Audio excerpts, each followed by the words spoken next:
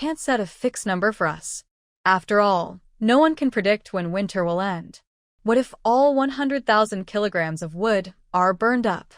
Huami, you and I both know that no one can guarantee what will happen next. She didn't know where Huami's supplies came from, but since Huami offered to provide 100,000 kilograms of wood to City C, it proved that Huami could actually provide more wood. Otherwise, how could she ensure that Xiangqing and City B could survive this long winter? People have to take care of themselves first before they have enough energy to warm others. Isn't it? Huami smiled and said, "Happy cooperation." At this time, in Xiangqing, Ma Zhishuan was walking aimlessly in the cold weather. He still couldn't understand why his sister-in-law was so angry and left him alone in such a cold weather. So Ma Zhishuan took a gamble and was unwilling to go back to the group of tents where his sister-in-law was. But where can he go now? There is a man running in the snow in front of him, and 2 garrisons behind him chase him and throw him to the ground. Lu Shubor, you have violated the new regulations. We will arrest you according to the law. Be honest. Lu Shubor on the ground was obviously furious and laughed loudly. What new rules did I break? I asked my legal wife to have an abortion, and that also broke the new rules? You're just looking for an excuse to arrest me. Yu Mengmeng, tell Yu Mengmeng, don't think that she can do whatever she wants just because she is without Huami. I am right.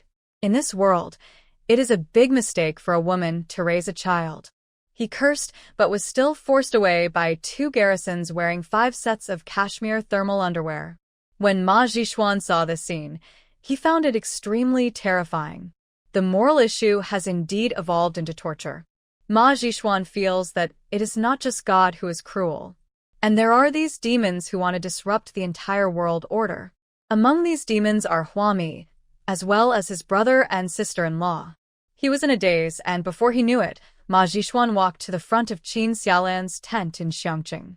After meeting Qin's mother, Ma Zhishuan felt uncomfortable facing her eager and expectant gaze. He said that he had not found Qin Xiaolan. As if he was afraid that Qin's mother would blame him for not taking good care of Qin Xiaolan, Ma Zhishuan told her the whole story again. In order to prove that it was Qin Xiaolan who went to the red light district on her own, he even repeated what Fong Xian said to Qin's mother. Mother Qin frowned when she heard this. Mother Qin sat at the door of the tent with a look of disdain on her face, nodding in the direction of the RV. I went out for a walk and ran into a few acquaintances. Then I found out that the boss behind the city-famous RV supermarket was actually Huami. So Fong Xian's words can be trusted to a large extent. No matter how capable Huami is, if she hadn't met a lot of men, would she have been able to start this RV supermarket? In such a rotten world, if there weren't so many people helping her, Huami would have been robbed to the point of having nothing left. Believe it or not. They also said that Huami's official partner is Gong Yi. This kind of talk is just to fool children. Anyway, Qin's mother doesn't believe it. Even Huami's cousin said that Huami dumped my son because she met many men. As Huami's sister, how could Fong Xian say such nonsense? As Qin's mother spoke, she angrily said to Ma Zhishuan, "Think about it. Gong Yi was just a garrison captain in Xiangqing before. No matter how capable he is, he can't find so many supplies. There must be people behind Huami, many people, providing supplies to Huami. Perhaps my son also contributed to the source of these supplies." Before the earthquake, Qin Ziren worked in a company that did purchasing for management. Huami is also in this company. Both of them have good jobs and the pay is very good, which is like having a half-iron rice bowl. So if Huami wants to purchase a large amount of supplies, she has the resources. The operation of these resources is actually inseparable from the efforts of the employees of the entire purchasing company. To round it off, it is inseparable from Qin Ziren's efforts. Of course, Ma Zhishuan believed what Qin's mother said. He didn't have a very good impression of Huami to begin with. Now the impression is even worse. But I can't do anything. My sister-in-law doesn't know right from wrong. In such cold weather, she tries to curry favor with Huami like she's trying to curry favor with someone else. Ma Zhishuan felt very uncomfortable. He had always lived a proud life and had rarely suffered any setbacks in his life. Qin Zhen's slap hurt him. Mother Qin also looked at Ma Jixuan with some sadness. She said gently, "Jixuan, you are a child that auntie is very satisfied with. Now, apart from you, no one can help Xiaolan and her brother." Her daughter disappeared because she went to see Fong Xian. Huami killed Fong Xian. Qin Ziren disappeared. Huami had a lot of supplies. Is there no connection between them? Qin's mother didn't believe it. If she wants to find her son and daughter, she can only rely on Ma Jixuan. Otherwise, Qin's mother would have little influence and wouldn't be able to cause any trouble. Mother Qin looked at Ma Jixuan's hesitant expression. Tears welled up in her eyes. "Jixuan, you also know the injustice that our Qin family has suffered. You can't stand the fact that Xiangqing is now dominated by Gong Yi and Huami, right?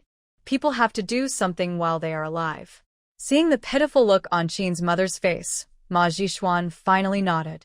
He discussed it with Qin's mother and rushed to the RV supermarket early the next morning, saying directly that he wanted to look for Huami. They thought that, relying on the relationship between Ma Jixuan and Ma Yongchun, even if Huami didn't consider Qin's mother's face, she would still have to consider the face of City C. The three of them talked frankly about Qin Ziren's whereabouts and whether Qin Xiaolan would send garrison troops to rescue him. Xiangqing always had to take its relationship with City C into consideration. As a result, the RV supermarket's business is so good that people who queue here all night are here for wholesale.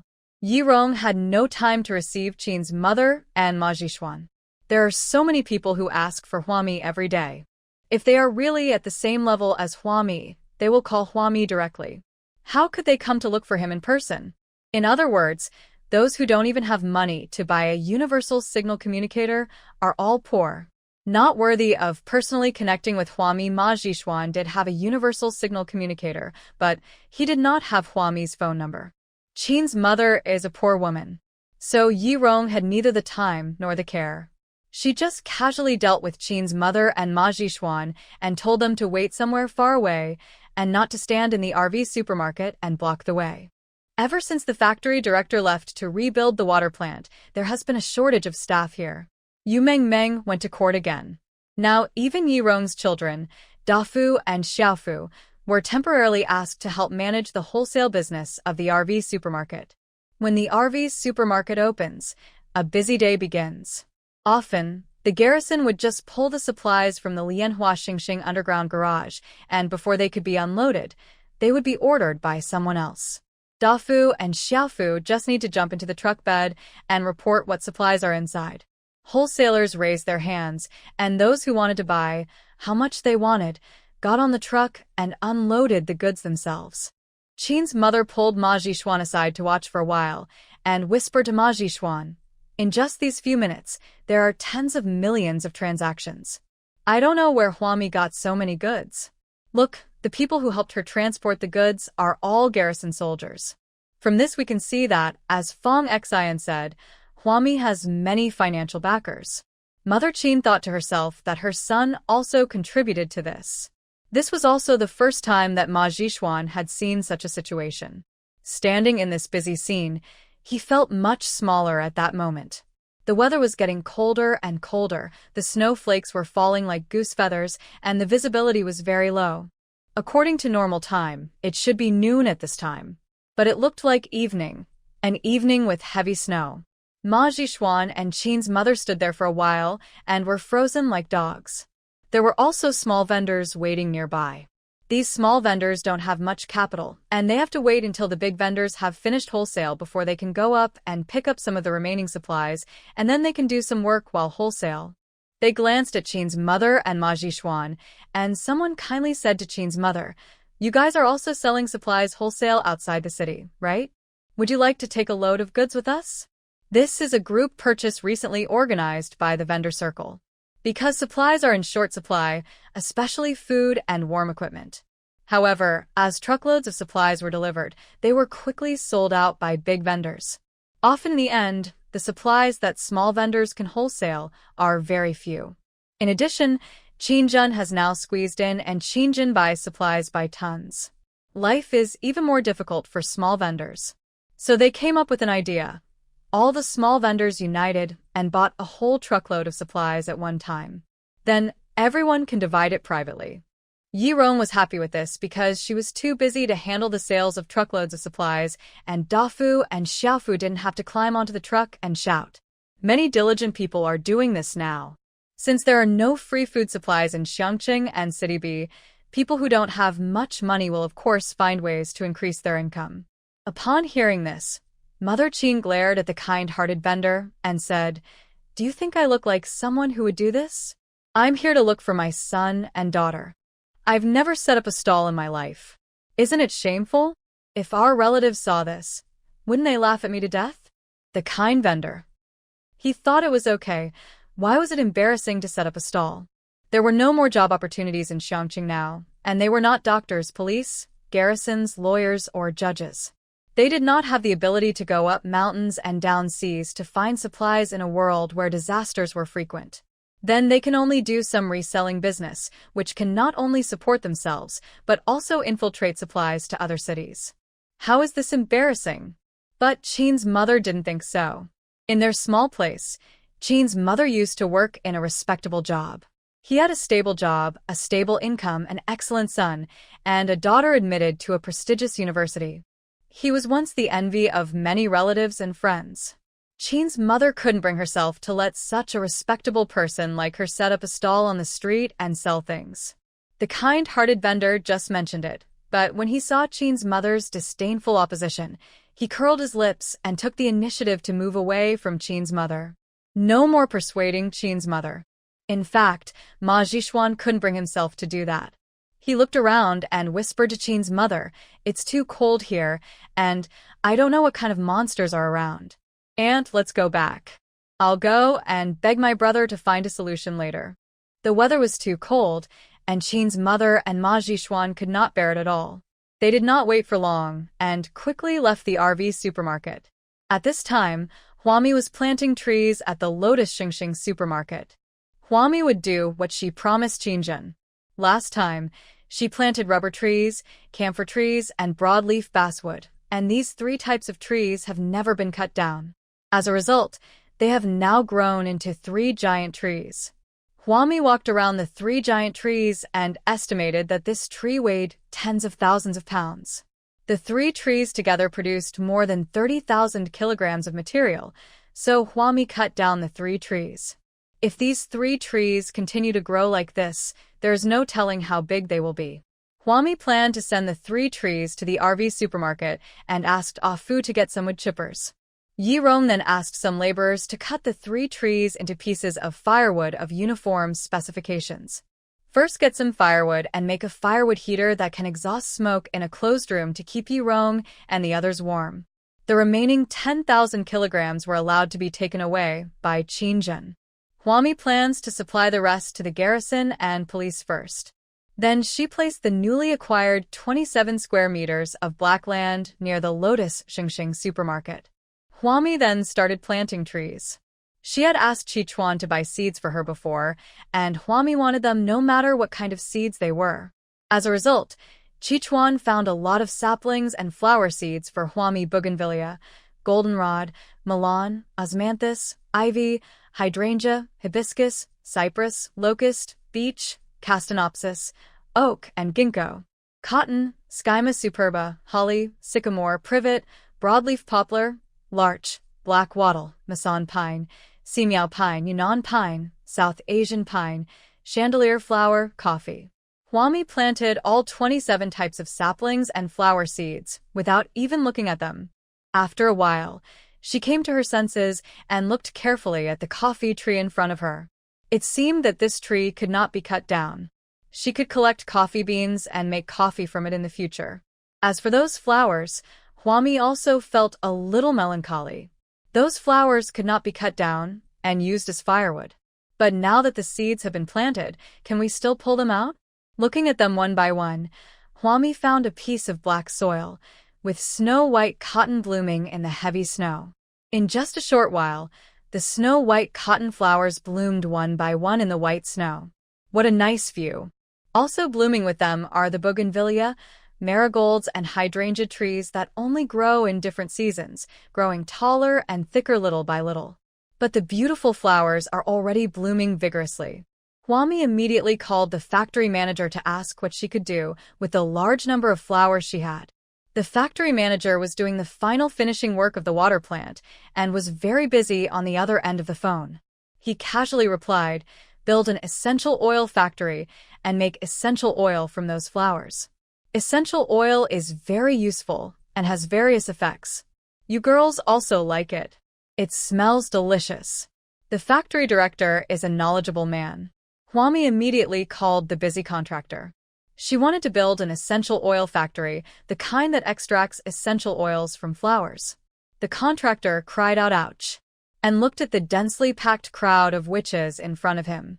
Some of these witches were caught by police officers such as Yang Honglin, and some were caught by workers who were dredging the Hunan A expressway. Some also come on their own. "Miss Hua, there are too many women in the cotton padded jacket factory. We have to start the essential oil factory immediately. I have a headache every day now. It's a real headache. The weather is cold, and the contractor is busy. My head hurts a lot, and I desperately need some essential oil to relax my nerves. The opening of the essential oil factory is imminent, otherwise all the women will be crowded into the cotton padded jacket factory. There are too many people here, and scraps of cloth and wool are almost running out." Huami asked nonchalantly, "Where do all these women come from?" The contractor replied in distress, "I don't know where they got the news from. Although our cotton padded jacket factory doesn't provide wages, it does provide cotton padded jackets and food and drink supplies, so they all have to come to our cotton padded jacket factory to surrender themselves." Logically speaking, the nature of this cotton padded jacket factory is actually similar to a correctional facility, where witches are captured and receive ideological education while making cotton padded jackets. They had to keep making coats until they were let out. Gradually, this factory became popular in Xiangqing, City A and City B before it was even built. Everyone knows that if you send a witch there, you can get a bonus of 2,000 yuan. As a result, Xiangqing, City A and City B quietly launched a trend of arresting witches. Some families, just for the sake of 2,000 yuan, sent their innocent daughters to work, labeling them as witches. Why not? After entering, we had food to eat and thick cotton padded jackets to wear, and the cotton padded jacket factory was repairing a smokeless wood stove. Isn't this better than starving and freezing at home? So, during these few days, Yang Honglin was very busy. He has been working as a police officer for so long, but he has never encountered such a large number of witches turning themselves in. The family awareness of the survivors has increased dramatically, and it is often the family members themselves who take the initiative to send their 80-year-old mothers to their several-year-old girls to the cotton padded jacket factory. The consequence of this mess is that the scraps of cloth and wool are all gone. The contractor felt very aggrieved. "I have expanded the prefabricated houses needed by the factory. Because of these, the cotton padded jacket factory has not been completed yet. If this continues, our factory will collapse." "It won't collapse." Huami laughed. "I just happen to have a batch of cotton here, and I'll send someone to deliver it to the cotton padded jacket factory tomorrow. Tell those women to take off the clothes they brought with them and stuff cotton into their single clothes. They can come, but everyone has to have a task. No matter how old they are, everyone has to make 5 cotton padded jackets every day. If they can't make them, they will be thrown out to starve and freeze.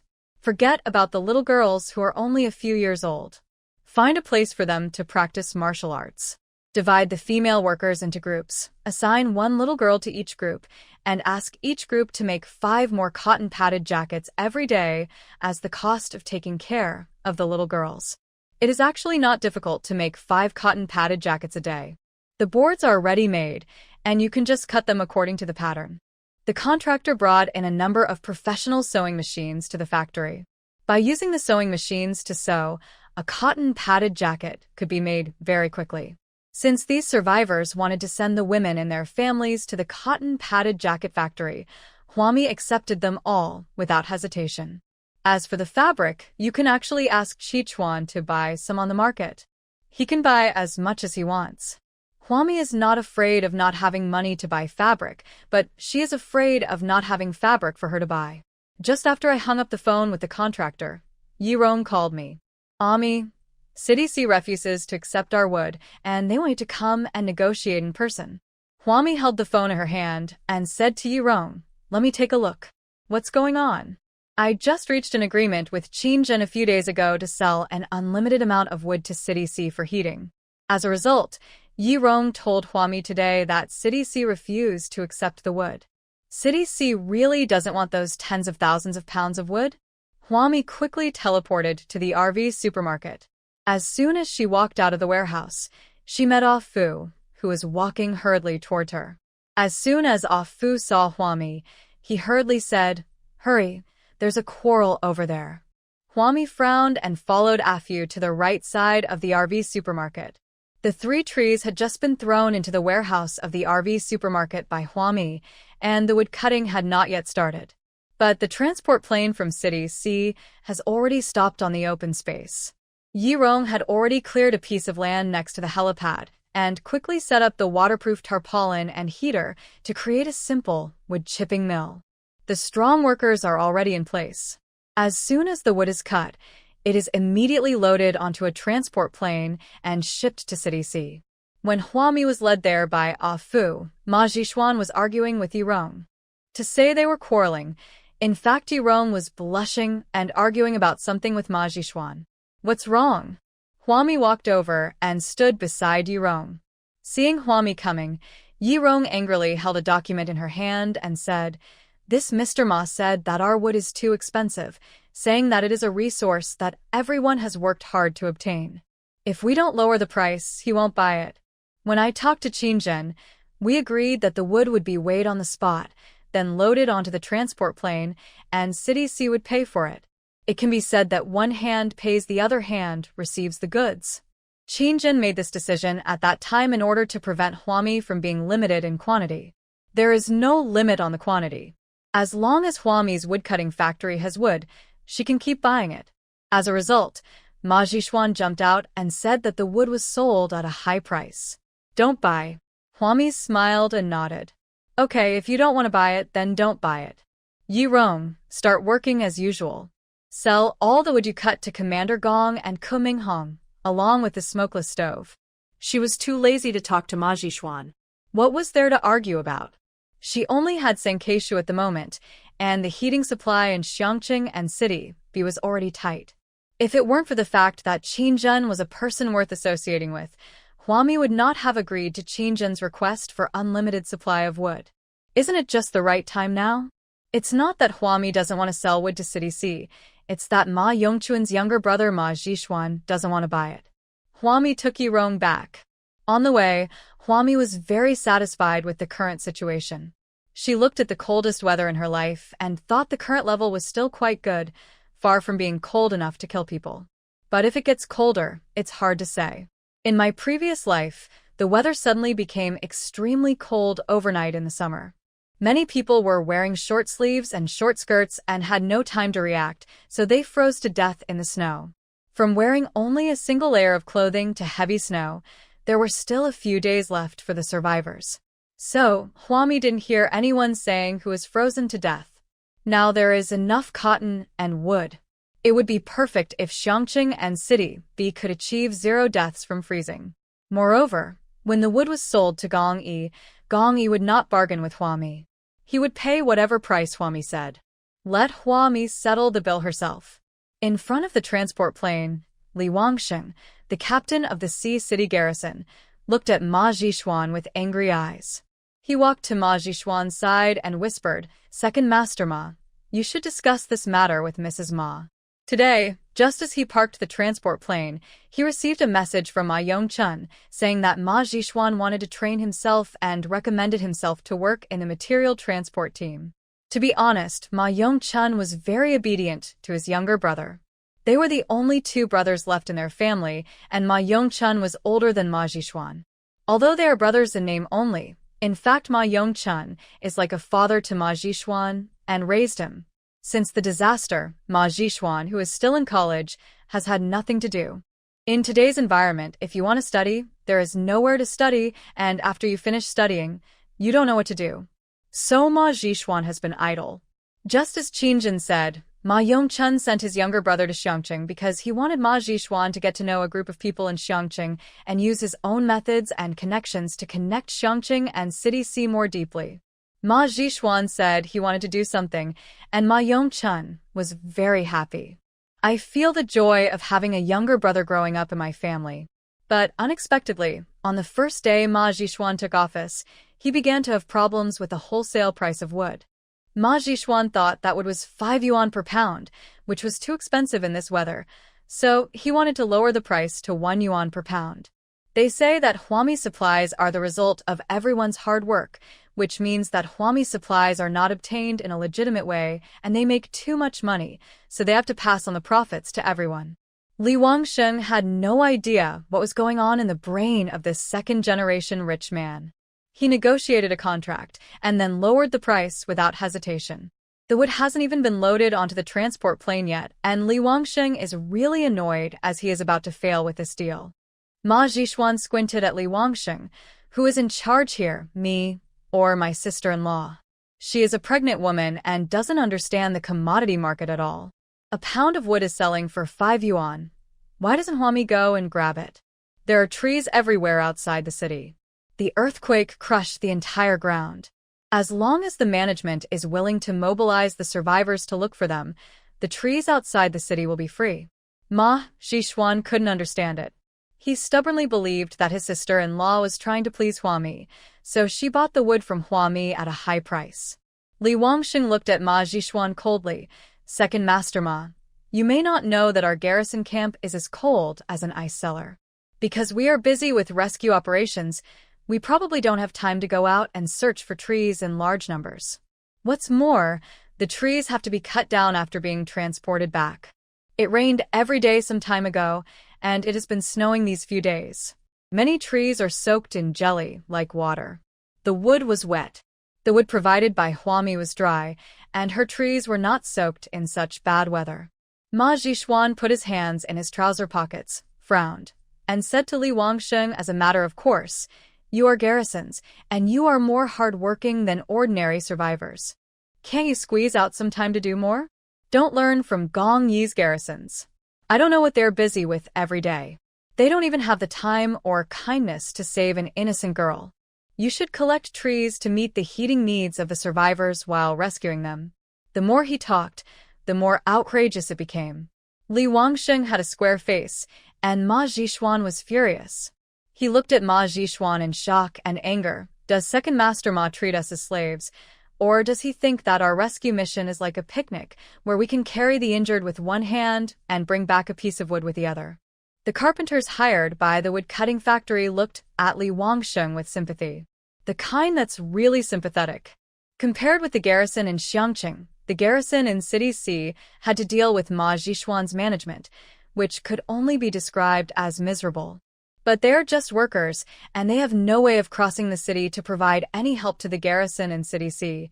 Ma Zhishuan insisted on his own way and waved his hand. In short, if Huami doesn't lower the price, we in City C will not buy her firewood. Li Wang's face twisted into a ball of anger. Okay, if you don't want to buy it, you wait. He turned around and contacted Zhou Cheng, the garrison commander of City C, and told him everything about Ma Zhishuan's unauthorized behavior. Zhou Cheng was accompanying Gong Yi in searching for survivors in the suburbs of City C. Hearing this, he cursed, hung up the phone, and complained to Ma Yongchun, "Your second son is a real talent. You asked him to go to Xiangqing to receive supplies, but it's a waste of his talent. How about this, Ma Yongchun? You let him be the garrison commander, and I'll give up my position. I'll give way to others, okay?" Zhou Cheng had so many things to do all day long. Gong Yi came to him and said that Chun Hu and Brother Fan might come to City C. It was freezing cold, and he was still leading his garrison to search for survivors all over the mountains. As a result, the second son of the Ma family gave him such a trick. Zhou Cheng scolded Ma Yongchun and threatened, "If I had known earlier that you, Ma, were so unreliable, why would I have joined you? Look at Gong Yi. He doesn't need to be a manager. I want to try that too. From today on, the firewood for heating in City C will no longer be purchased by you, the management. We brothers should be clear about the accounts." The purchase of any materials will be divided up like this. Zhou Qing cursed a few more times and hung up the phone on Ma Yongchun. Gong Yi, who was leading a few garrisons and walking in the snow, looked at Zhou Cheng with a squint. I think Ma Yongchun is good in every way, except for his younger brother, who is a big drag on him. It was quiet in the snow. When Li Wangxing called Zhou Cheng, although the speaker was not turned on, Gong Yi could hear it clearly. Gong Yi knew how naive Ma Zhishuan was, so he didn't even need to ask. He could roughly imagine how many people would be angered to death by what Ma Zhishuan did. Is his wife having a miscarriage? Gong Yi was a little worried, and then he became even more angry with Ma Zhishuan. If this second-generation rich guy didn't have a brother like Ma Yongchun to protect him, he would have died somewhere long ago.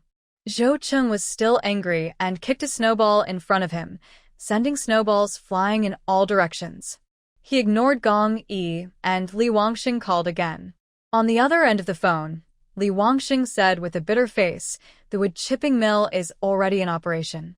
Truckloads of firewood have been piled up and hauled away. They said the wood chipping mill only reached 3 trees this time, and they will not reopen until the next time, but we don't know when that will be.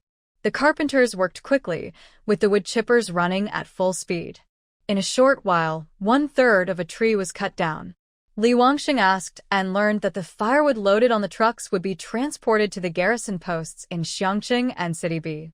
Each of the garrisons under Gong Yi was equipped with hundreds of kilograms of silver charcoal, and now each of the garrisons was also equipped with hundreds of kilograms of wood. When the carpenters were talking about these things, Li Wangxing was extremely envious.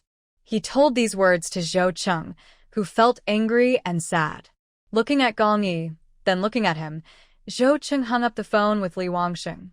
He asked Gong Yi, who had stopped by the side, "What do you say we should do now?" Gong Yi looked at him coldly.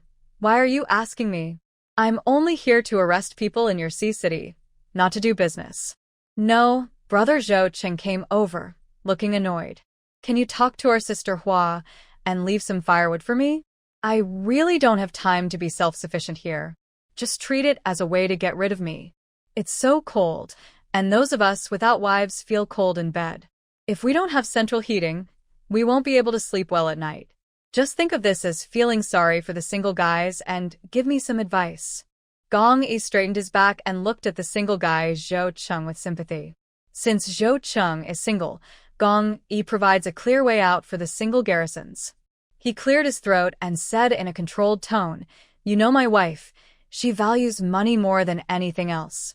I'm honest with her, and we're honest with each other, and she takes advantage of me without mercy. As long as you have something to exchange with her and let her make some money, she won't care about Ma Zhishuan or Wang Zhishuan." Gong Yi's words opened the eyes of Zhou Cheng, who had never dealt with women before. It turns out that the secret to pursuing a woman is to throw money at her. Zhou Cheng understood.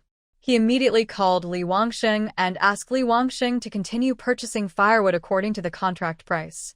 Li Wangxing hesitated a little, looked back at the stubborn Ma Zhishuan, and asked, "But where do we get the money?" "Our money is all allocated by the management." Zhou Cheng gritted his teeth. "If there is a person like Ma Zhishuan in the management, you and I will never have a good life. If you don't have money, just give the batch of fabrics you found last time to Sister Hua. Give it to Sister Hua, and use the money from this batch of cloth to buy firewood." Anyway, these hundreds of thousands of tons of cloth were found by the garrison in City C. Now that Ma Zhishuan refuses to buy firewood, the garrison in City C will of course have to find a way to keep themselves warm. Is it really possible that he has to rescue people, fight against criminals, protect the city and survivors, and go out to collect firewood for heating? To put it bluntly, if the garrison has picked up all the firewood near City C, what should the survivors do? Do the survivors have to run to a farther place to collect firewood? After receiving Zhou Cheng's instructions, Li Wangxing hurriedly said to Ah Fu, "Our garrison commander Zhou said he has hundreds of thousands of tons of cloth and wants to trade it with Sister Hua for firewood." Ma Zhishuan, who was standing behind Li Wangxing, had a stern look on his face. He shouted angrily, "Li Wangxing!" Li Wangxing ignored him and continued to say to Ah Fu, "I heard that Sister Hua is collecting fabrics. This business can be done directly with our garrison." Ah Fu nodded, turned around and called Huami for instructions. Ma Zhishuan was furious. He rushed forward and said to Li Wangsheng, "You are just a captain. Who told you to act on your own? Don't you know that this will cause a mess? Others will think that the garrison and management levels of our city C have been separated." Qinzhen hasn't received any news from Ma Yongchun yet. The lawyer she left at the RV supermarket told her that there was a problem with the receipt of the wood. Ma Zhishuan told the C City lawyers in a strong manner and asked them to modify the contract and unilaterally change the price of wood to 1 yuan per caddy. Qinzhen rushed to Ma Zhishuan with a big belly and angrily said to him, "Who allowed you to make your own decisions? Do you know that I begged and pleaded with everyone to get this deal? You just lower the price when I say so? You haven't grown up yet." At the beginning, Huami was planning to sell 100,000 kilograms of wood to City C. It was Qinzhen who made a lot of efforts and tried his best to gain favor with Huami that negotiated the quantity to be unlimited. As a result, it was ruined by just one sentence from Ma Zhishuan. How could Qinzhen not be angry? Ma Zhishuan didn't care at all. He frowned and said, "Sister-in-law, you should be tougher. This is not how you negotiate business. We pay, and City C is not short of money. Why must Huami say the price?" City C is a very wealthy city. Before the sudden change in the world order, City C's annual GDP ranked first among all cities. According to statistics, City C has the most wealthy people among all cities. So, why did City C have to be so servile? They have money, so why can't they be more pretentious? Looking at Li Wangsheng again, Ma Zhishuan said angrily, "There are always some people who jump out to stir up trouble at this time. Huami can be so arrogant because these people keep feeding her resources." From his point of view, it seems that the relationship between Huami, Zhou Cheng, and Li Wangsheng is no longer clear. Qinzhen was so angry that her stomach was cramping. She pointed at Ma Zhishuan and said, "Go away. Go back to City C as soon as possible. No, people like you will harm your brother even if you go to City C. Get out of here." At this time, Ah Fu turned around and walked back to Li Wangsheng. "Miss Hua said that she agrees to your exchange terms, but she currently has no more wood, so she can only wholesale 10,000 caddies to your C City garrison, and the price remains unchanged at 5 yuan per caddy. Let's see how the situation develops in a couple of days. We must first focus on the garrisons in Xiangqing, B City, and A City. Gong Yi has garrisons in 3 cities, totaling more than 5,000 people and about 1,000 outposts that need heating. In addition, she has to retail to the survivors. Only the remaining wood can be sold to the garrison in City C. So the garrison in City C had to wait, even if they had hundreds of thousands of tons of cloth. Ma Zhishuan angrily said, "This is robbing money. I don't agree with it." Li Wangsheng glanced at Ma Zhishuan and sneered. The C City garrison was looking for cloth. "We were afraid of freezing to death, so Commander Zhou agreed." Then, Li Wangsheng handed Ah Fu another cigarette and said to him in a low voice, "Commander Zhou said that all our cloth should be brought to Xiangqing and stored here with Sister Hua. When Sister Hua has enough wood, she can call us to pick it up. Tell Sister Hua to give Commander Gong some face and not let our garrison in City C freeze to death. At this time, whoever has supplies will rule the world. Huami has the final say on how much goods there are and how much can be shipped. No one can interfere with the shipping volume. If she can give a little, just a little. Sister Hua is getting anxious. If she doesn't give any, who can do anything to her?" Qinzhen, on the side, was anxious. She walked to Li Wangsheng and said, "Can we talk about this batch of fabrics? I mean, we can also exchange some cotton with me." She has some cotton in her hands recently. This is the latest news Qinzhen has obtained. If City C has cloth and cotton, the problem of winter clothes can be solved. By then, the problem of wood for heating can be solved and the cold winter in City C can be warmer. But she heard from Li Wangsheng that he wanted to use all the cloth to exchange firewood for the garrison. This completely disrupted her and Ma Yongchun's plans. Hundreds of thousands of tons of cloth were replaced with firewood. It was somewhat miscalculated. Li Wangsheng's tone was very firm. "Mrs. Ma, tell me, I am also following orders. I am stationed there, not an administrator in your management level. I will do whatever Commander Zhou tells me to do. Qingjun became more and more anxious, and at this moment, her stomach started to hurt badly. Ma Zhishuan yelled at Li Wangsheng and Qingjun again.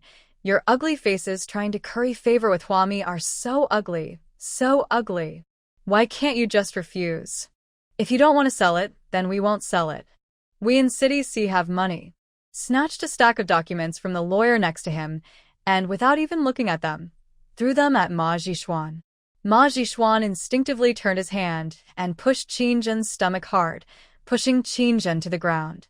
She felt a warm sensation beneath her body and screamed towards Ma Zhishuan's collapse. I told you to get out of here. Didn't you hear me? You are a burden that can only cause trouble instead of help. Phone. Give me the phone. I want to call Ma Yongchun. If he doesn't take this thing away from me, I will divorce him. She couldn't bear the pain. She covered her big belly. Her face was pale. She pointed at Ma Zhishuan angrily and continued to scold him. Fu and Li Wangsheng, who were standing by, looked down at her and were immediately shocked. Mrs. Ma, there is so much blood, Ma, under you. Ma Zhishuan also gasped, Sister-in-law, I didn't mean it. Sister-in-law Qingjun was angry and anxious. On the way here, her stomach felt uncomfortable.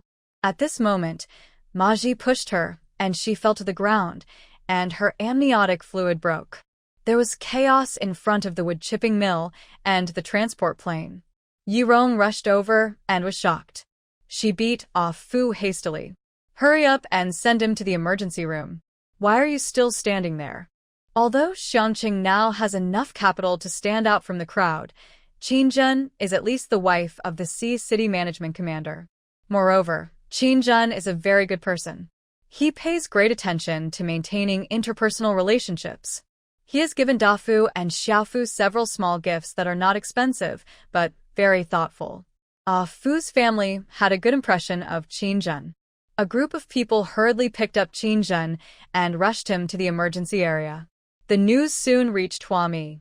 She was peeling an apple in her luxurious double-extension pop-top RV. When she heard the news from Xiaofu, she was stunned. Qingjun gave birth prematurely? How old is her baby?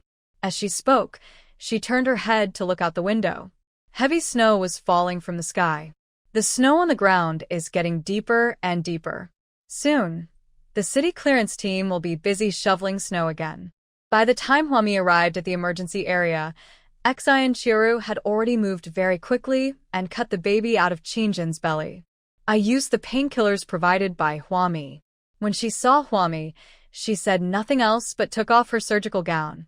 Where did you get these painkillers? They work really well.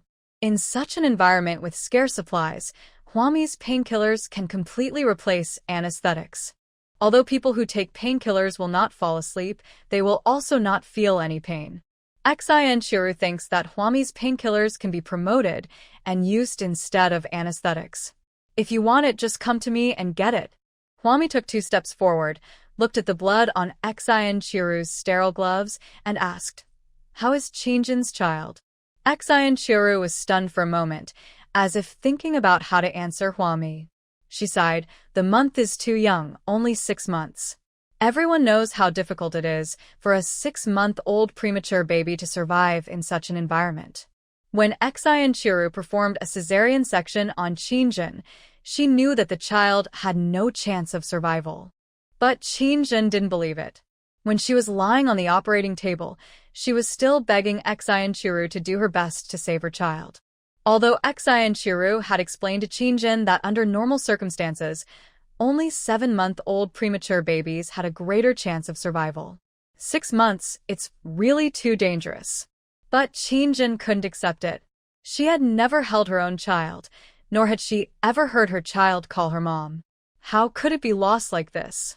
Well, Xin Chiru sighed again and said to Huami, We have already sent this child to the incubator. This child is the only one in the entire emergency department who needs an incubator. Because other parents, as soon as their children have the slightest problem, when the doctor tells them that it is best to put them in an incubator, those parents simply give up treatment. Of course, the only one left was Qingjun, who insisted on keeping the child and had to put her child in the incubator. Huami frowned slightly and said to Xi and Chiru, I want to go see that kid. Seeing Xi and Chiru looking at him with doubtful eyes, Huami explained, take some photos of the child for Qingjin. If it's true, give Qingjin a thought. Although Xi and Chiru did not agree with this, the child was too young and had to stay in a sterile environment. But now Huami is the big boss of the emergency department. All medical drugs in Xiangqing and B City rescue centers are provided by Huami. Huami asked to see Qingjin's child, so the emergency department naturally had to provide her with a channel. Soon, Huami, who was wearing protective clothing, saw the small, red child, who was as big as a little rabbit. It's a boy. The tiny child, with the NB-sized diaper wrapped around his belly, looked much bigger. He had a respirator on his face, and his heart was rising and falling faintly. Looks so pitiful. Huami's heart inexplicably softened. She stretched out her finger and threw an energy ball at the child. Watching the golden light gradually sinking into the child's thin heart, she whispered to Xi and Chiru beside her, in this world, too many children are abandoned by their parents before they are even born. If there are children who are loved and expected by their parents, we should try our best to save them. Xi and Chiru was also wearing protective clothing. She couldn't see the energy ball that Huami threw out. She only heard what Huami said and thought it was Huami's encouragement to her. She smiled slightly. We will certainly try our best. After a pause, Xi and Chiru added, try your best. Huami, accompanied by Xi and Chiru, looked after the child for a while. She couldn't stay by the incubator for too long and soon followed Xi and Chiru out.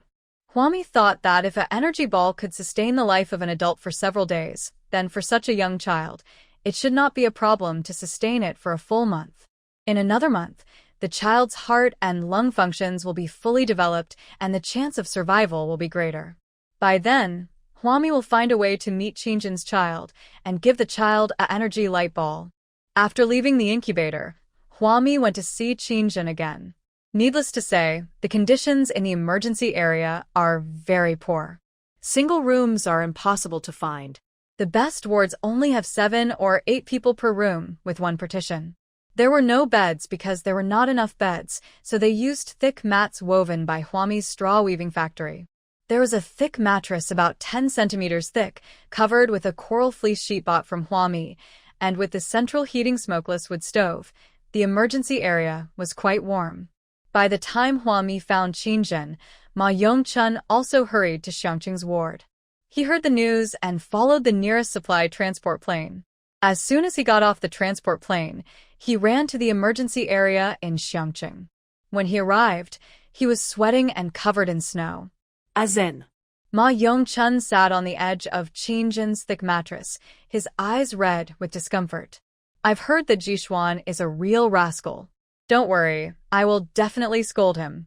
Qingjin, lying on the mattress, turned his head away, not wanting to say a word to Ma Yongchun. She lost her child, but Ma Jishuan was scolded. What a heavy punishment. It was so heavy that even Qingjin found it ridiculous. She didn't want to look at Ma Yongchun, and her feelings towards this man couldn't help but grow colder after this incident. Then, Qingjin saw Huami walking over. Suddenly, big tears flowed from Qingjin's dry eyes. Ami. In this Xiangqing city where he had no relatives, at this moment, when Qingjin saw Huami, he could no longer maintain his usual decency and solemnity. Her emotions had somewhat collapsed. Huami came over and said to Qingjin, "You've been here for 2 days. Come to my place to recuperate. The environment here is not very good." Originally, those RVs were collected to take on the responsibility of receiving garrison patients for recuperation. Qingjin went there to take care of them alone, which was not a burden for Huami. Qingjin shed tears and held Huami's hand. "How are my children?" She probably knew that the situation was very serious, but she didn't dare ask the nurse because the nurses here were also very busy. There was simply no time to take the initiative to talk to her. Huami's lips moved and she glanced at Ma Yongchun. He has been sent to an incubator. Fortunately, no children are competing for the incubators, so the medical resources there are sufficient. Seeing that Ma Yongchun wanted to talk to her, Huami turned around and said to Qingjin, First, take care of your health. Your health is the foundation of everything. Leave the child's affairs to God's will. Qin moved quickly, and with the help of the hemostatic gel, her body was able to move. In fact, Qin is a very capable person. Before she married Ma Yongchun, she was also a decisive person in the management level. Now she was holding her anger in her heart and didn't care what Ma Yongchun said at all. She just ordered people to pack up her things as soon as possible, complete the formalities, and move to Huami's RV supermarket to recuperate. Huami poached the young nurse who stood guard outside the emergency area every day. The young nurse's name is Tu Lijia. She has known Huami for a long time. Every time Huami passes by the door of the emergency area, she will say hello to the shy young nurse. She poached Tu Lijia with a high salary because Qin needed someone to take care of her, and Yu Mengmeng was going to give birth soon. 6 months later, Huami was about to give birth again. I really need someone to help me during the confinement period. Outside the RV, Qin's people were busying around. Huami was explaining things to Tu Lijia when Ma Yongchun came over with a distressed look on his face. Mrs. Gong, can we talk? Huami asked Tu Lijia to get in the car first to take care of Qin and looked at Ma Yongchun. What are you talking about? Ma Yongchun said, regarding Zhishuan's matter, he is ignorant. I hope Madame Gong will be magnanimous. However, before Ma Yongchun could finish his words, Huami raised her hand to stop him. It's no use telling me about this, Commander Ma. You are also a worldly wise man. I am a businessman, and I will not pass on money to be made. The price is too low, and there is no reason for me to sell wood at a loss, right? It's very simple. If the price you give me is right, I will sell the goods. If it's not right, I won't sell them. We have settled the payment and goods. It's a mutual agreement. There is no reason for anyone to force anyone to do business. So she had no objection to Ma Zhishuan. Huami didn't care at all about what kind of people C City wanted to hire. She sells her wood in an RV supermarket, and she sells out as many kilograms as she puts on the shelves. If City C doesn't want to buy it, then don't buy it. Huami won't force it at all. Ma Yongchun felt even more uncomfortable after hearing what Huami said. I understand. Zhishuan, I will definitely teach him a good lesson. Before he could finish his words, Huami turned around and got into Qin's RV, not wanting to listen to him. Over and over again, he was telling Ma Zhishuan that he would definitely teach him a lesson. It seemed that after saying this, everyone would forgive Ma Zhishuan for what he had done. There is no such thing as forgiveness or not. Ma Zhishuan was not promoting Huami. He ruined the businesses in Xiangqing and C City. Huami has no feelings towards Ma Zhishuan at all, because it's not Huami who is anxious. When I entered the RV, Qin was lying on the bed and talking on the phone. Seeing Huami coming in to see her, she put down her phone and smiled weakly at Huami. You're more comfortable here. The conditions in the emergency area are really too bad. These luxury RVs have been modified and each one has a small smokeless wood stove. After various processing, 2 or 3 pieces of firewood can keep the stove hot for several hours. You can also keep some food warm on the stove. Of course, if you have a baby, you can also put the baby's clothes on the stove to dry. Huami has always wanted to know who invented this stove. He is simply a rare talent. The snow outside has already reached the ankles, and people don't like to walk outside because the weather is cold. Huami sat down beside Qin's bed and said, I'm charging you for this. It's a special level of care. 1,888 yuan a day. This price is very cheap. She provided Qin with a RV, firewood, and a special nurse to take care of him. 1,888 is just a friendly price. You know, when Gong Yi came here to recuperate, there was no nurse to take care of him, and she offered Gong Yi 2,888 a day. Qin looked at Huami with a mixture of laughter and tears. After a moment, she lay on the bed and said, Ami, I still want to talk to you about that batch of fabrics. Public matters are public, private matters are private. Although Qin is angry with Ma Zhishuan and disappointed with Ma Yongchun, there are still hundreds of thousands of survivors in City C. These survivors still have things to do. The management of City C cannot support the survivors for the rest of their lives. They have to create some value, so I wholesale cotton from Huami and make thick jackets for myself. This is a livelihood. Huami looked at Qingjin seriously. She sat beside Qingjin's bed and said, Qingjin, I say this because I treat you as a friend. Do you think the management and garrison of City C can allow you to buy the cotton back smoothly? That's right. When the disaster struck, the management and garrison of City C cooperated better than any other city. So far, Ma Yongchun and Zhou Qing have not had a real falling out. But the road ahead is still very long, and now Ma Zhishuan's incident has exposed the shortcomings of the C City management commander. Ma Zhishuan's opinion of Huami was irreconcilable. Qingjin tried desperately to find a way to make amends, but Ma Zhishuan's casual words could turn a good thing into a bad thing. The garrison were all straightforward people. This batch of cloth was found by Zhou Cheng and the garrison. Hundreds of thousands of tons of cloth were all in Zhou Cheng's hands. Now Zhou Cheng is very angry with Ma Zhishuan, and this contradiction is irreconcilable. Huami is not responsible and has no obligation to help reconcile. Zhou Cheng wants to sell hundreds of thousands of tons of cloth to Huami at one time. This is a big business. From a business perspective, shouldn't Huami accept this batch of cloth? Originally, Huami had been arranging for Qichuan to purchase the cloth from the survivors. Huami really wants this batch of fabrics. Hundreds of thousands of tons of cloth can make countless thick coats for the survivors in Xiangqing, City B, and City A. Why should she give it to City C? Although you just gave birth prematurely and your baby is still in the incubator, your situation is indeed pitiful. But Qingjin, you are also a woman of insight. If it were you, do you think you would let go of such a good opportunity? Huami tucked the corner of Qingjin's quilt and said sincerely, what kind of living environment is this? In fact, you and I both understand that it is very cruel. Brothers turn against each other, starving people are everywhere, and the corpses are piled higher than people. If you can survive yourself, why should you give up the chance to survive to others? Qingjin, be realistic. Otherwise, there is no difference between you and people like Ma Zhishuan.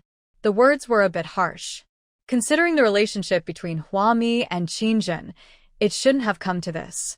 But Huami is someone who has experienced the end of the world, and she knows clearly that every step now is crucial to future development. The current cities develop into future bases, and there are various frictions and disputes between bases. Because there are so few survival supplies, if you don't grab them, others will. A piece of meat will be stared at by countless eyes. If the city does not develop well at this time, it will be vulnerable in the future. Qingjin, lying on the bed, looked at Huami in astonishment. When Huami stood up to leave, she suddenly said, Ami, you are much more mature than I thought. Much, much more. In the past, Qingjin only thought that Huami was impetuous and was always making trouble. Many people thought so too, and felt that Huami was gifted, so they thought her character was not mature. But she was not like that. In fact, she entered a combat readiness mindset faster than anyone else. Even Qingjin hadn't thought about what would happen a few years later. She was lucky enough to be able to survive now. Who would have thought about whether she would be beaten for being backward in the future? Huami said, if you fall behind, you will be beaten. In fact, Huami's words were very harsh, and she didn't show any mercy to Qingjin. But Qingjin didn't mind at all. On the contrary, Qingjin was very grateful to Huami for telling her this. This made Qingjin feel that she must become stronger as soon as possible, both physically and mentally. Because no one would pity her just because she was born prematurely, neither Huami nor this extremely cruel world. Looking at Huami's leaving back, Qingjin closed his eyes, and the expression on his face became more and more determined. When Huami walked out of Qingjin's RV, Ma Yongchun was still wandering outside the RV. He wandered around while talking on the phone and yelling at the person on the other end of the line. Because his voice was so loud, Huami was forced to overhear it. It should be that Ma Zhishuan knew that he had done something wrong, and now he was hiding somewhere. Ma Yongchun asked Ma Zhishuan to come and apologize to Qingjin, but Ma Zhishuan did not dare to come. Tut, coward. Huami looked down on people like Ma Zhishuan more and more. This person didn't even have the most basic sense of responsibility. If he really apologized to Qinzhen, I'm afraid Qinzhen would be angry again.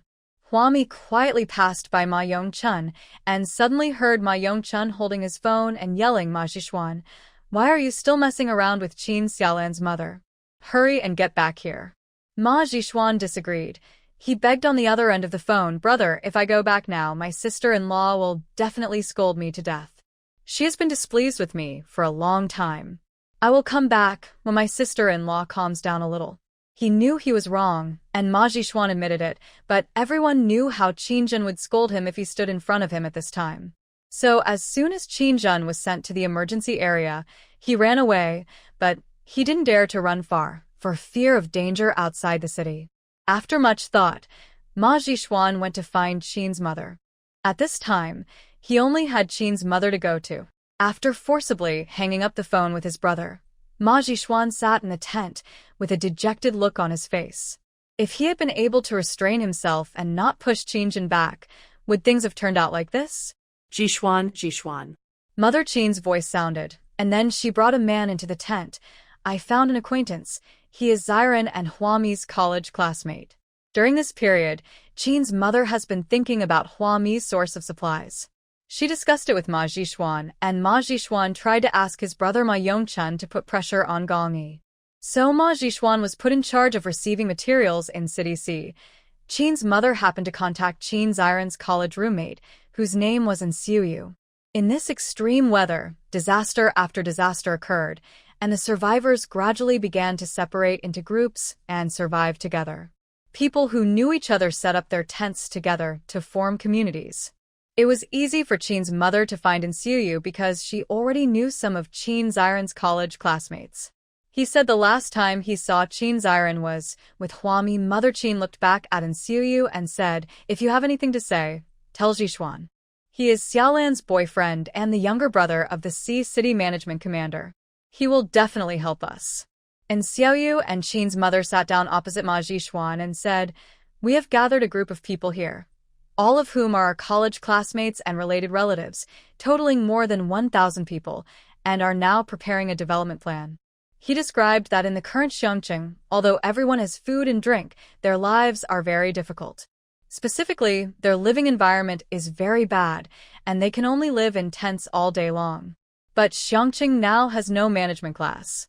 The garrisons are busy here and there all day long and have no time or energy to improve the happiness index of the survivors. So it's better to rely on ourselves than to rely on others. We are thinking of joining forces to save ourselves. And Xiuyu said, with a pale face, "We will establish a gathering place for our own survivors inside and outside Xiongqing." He was the main leader of the project as their number grew. At the beginning, it was just a few college classmates who set up tents together. Later, it was the parents and relatives of my college classmates, and then the relatives and friends of my parents' relatives. This is an inevitable trend of the development of a times. At this time, the birth of a team can enable all of them to survive better. There is another point that Xiuyu didn't say. Anyone who has seen Huami killing people would feel scared. He thought that he didn't want to stay in Xiongqing anymore, nor did he want to stay under the same sky with Huami. But where can he go in this freezing weather? The team of more than 1,000 people gave Xiuyu enough sense of security. He urgently needed development and used the development of the team to protect himself. Mother Qin looked at Ma Zhishuan encouragingly and said to Xiuyu, "We can borrow money from City C and use Huami's supplies to develop our team. Anyway, those supplies from Huami are also due to my son's hard work." Then, Qin's mother said to Ma Zhishuan, "If you can help Zhishuan, you can become the leader of this team." And Xiuyu nodded and said seriously, "We will all follow Mr. Ma's arrangements." These words made Ma Zhishuan's blood boil. He had never thought that one day he would be able to become the leader of more than 1,000 people. His sister-in-law always said he was too naive, his brother said he was ignorant, and they all looked down on him. They all looked down upon him. But they never thought that one day Ma Zhishuan would be able to lead a team and become the most influential person in the team. Maybe one day, his team will grow strong enough to compete with Gong Yi. So Ma Zhishuan nodded in excitement. Don't worry about the money. I can get it from my brother, and the amount won't be small. Ma Yongchuan's study was completely defenseless against Ma Zhishuan, and Ma Zhishuan could even open Ma Yongchuan's computer at will. He also knew the reserve fund account and password of City C. It is very easy to take money from City C's reserve fund account. The people Ma Yongchun sent to look for Ma Zhishuan lost track of Ma Zhishuan. Qin Jin didn't care about that much. She was making a phone call in the RV, arranging the follow-up issues that would arise after the fabric for the garrison in City C was sent to Xiangqing. Huami stayed in her RV and started upgrading her factory. Level 17 factory. Soap flakes, cement limited production.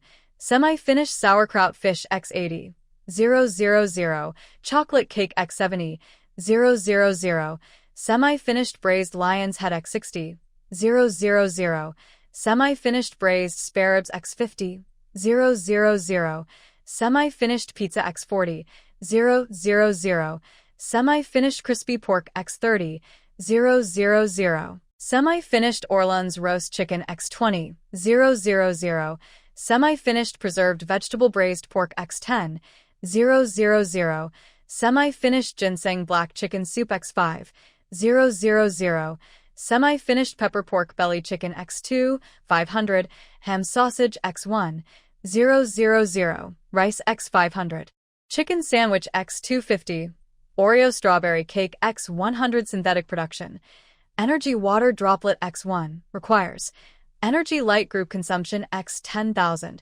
agree cancel, when a lucky draw X1 remaining draws X6. Huami looked at the limited edition semi-finished sauerkraut fish X 80,000. Together with the sauerkraut fish in front of her, the semi-finished sauerkraut fish in her level 24 number 1 warehouse also took up a lot of space. These semi-finished products need to be frozen. Huami had been keeping them because she was afraid that they would go bad if left out. As a result, she couldn't finish so many semi-finished products, and it would take her several lifetimes to finish them. Now that the weather is so cold, the whole environment is like a big freezer. Huami can sell some of the semi-finished foods. She ran to the warehouse behind the RV supermarket and placed 300,000 semi-finished pickled fish in the warehouse, almost occupying the huge square. Then, he instantly arrived at the basement of Lotus Xingxing supermarket and put 300,000 chocolate cakes there. After freeing up some space in the level 24 storage, Huami started to level up the recycling bin. This level is the easiest to reach. As long as the factory's energy bar is constantly filled, Huami's garbage station will continue to upgrade. Unlock the small garbage recycling station level 3, get the sweeping robot X3, Trash Connects 3. Unlock the small garbage recycling station level 4, get 4 sweeping robots and 4 trash cans. Unlock the small garbage recycling station level 10, get 10 sweeping robots and 10 trash cans when a lucky draw X1 remaining draws X14. Congratulations! You have reached the maximum level of the small garbage recycling station. Unlock the medium-sized garbage recycling station level 1, get a sweeping robot X1, a trash can X1, and a trash bin X1 when a lucky draw X1 remaining lucky draws X15. Due to the lack of overall supporting facilities, the medium-sized garbage recycling station cannot be upgraded to 2. After upgrading the black soil twice last time, Huami directly upgraded the small garbage recycling station to a medium-level garbage recycling station. If we upgrade it further, the supporting facilities will not be comprehensive and cannot be upgraded. But Huami remembered that the last time her recycling station was upgraded to a small one, her factory gained a new function called synthetic production. So she quickly opened her level 16 factory panel, and sure enough, at the bottom, she saw the synthetic production subpage. I opened it and saw synthesis production. Energy water droplet X1 requires energy light group consumption X 10,000. Agree cancel synthetic production. Energy water droplet X1 requires energy water droplet consumption X 10,000. Agree cancel 1 energy water drop X 10,000 energy water drops. Huami, out of curiosity, first used energy light group to synthesize a sesame-sized energy water drop X 10,000, and then synthesized another energy water drop. She originally thought that this was a waste of time, because the last time she gave Lu Xingyuan 220 milliliters of energy water drops, it was nothing more than collecting all the sesame-sized water drops and putting them into a mineral water bottle. Then why go through all the trouble to synthesize the water droplets again?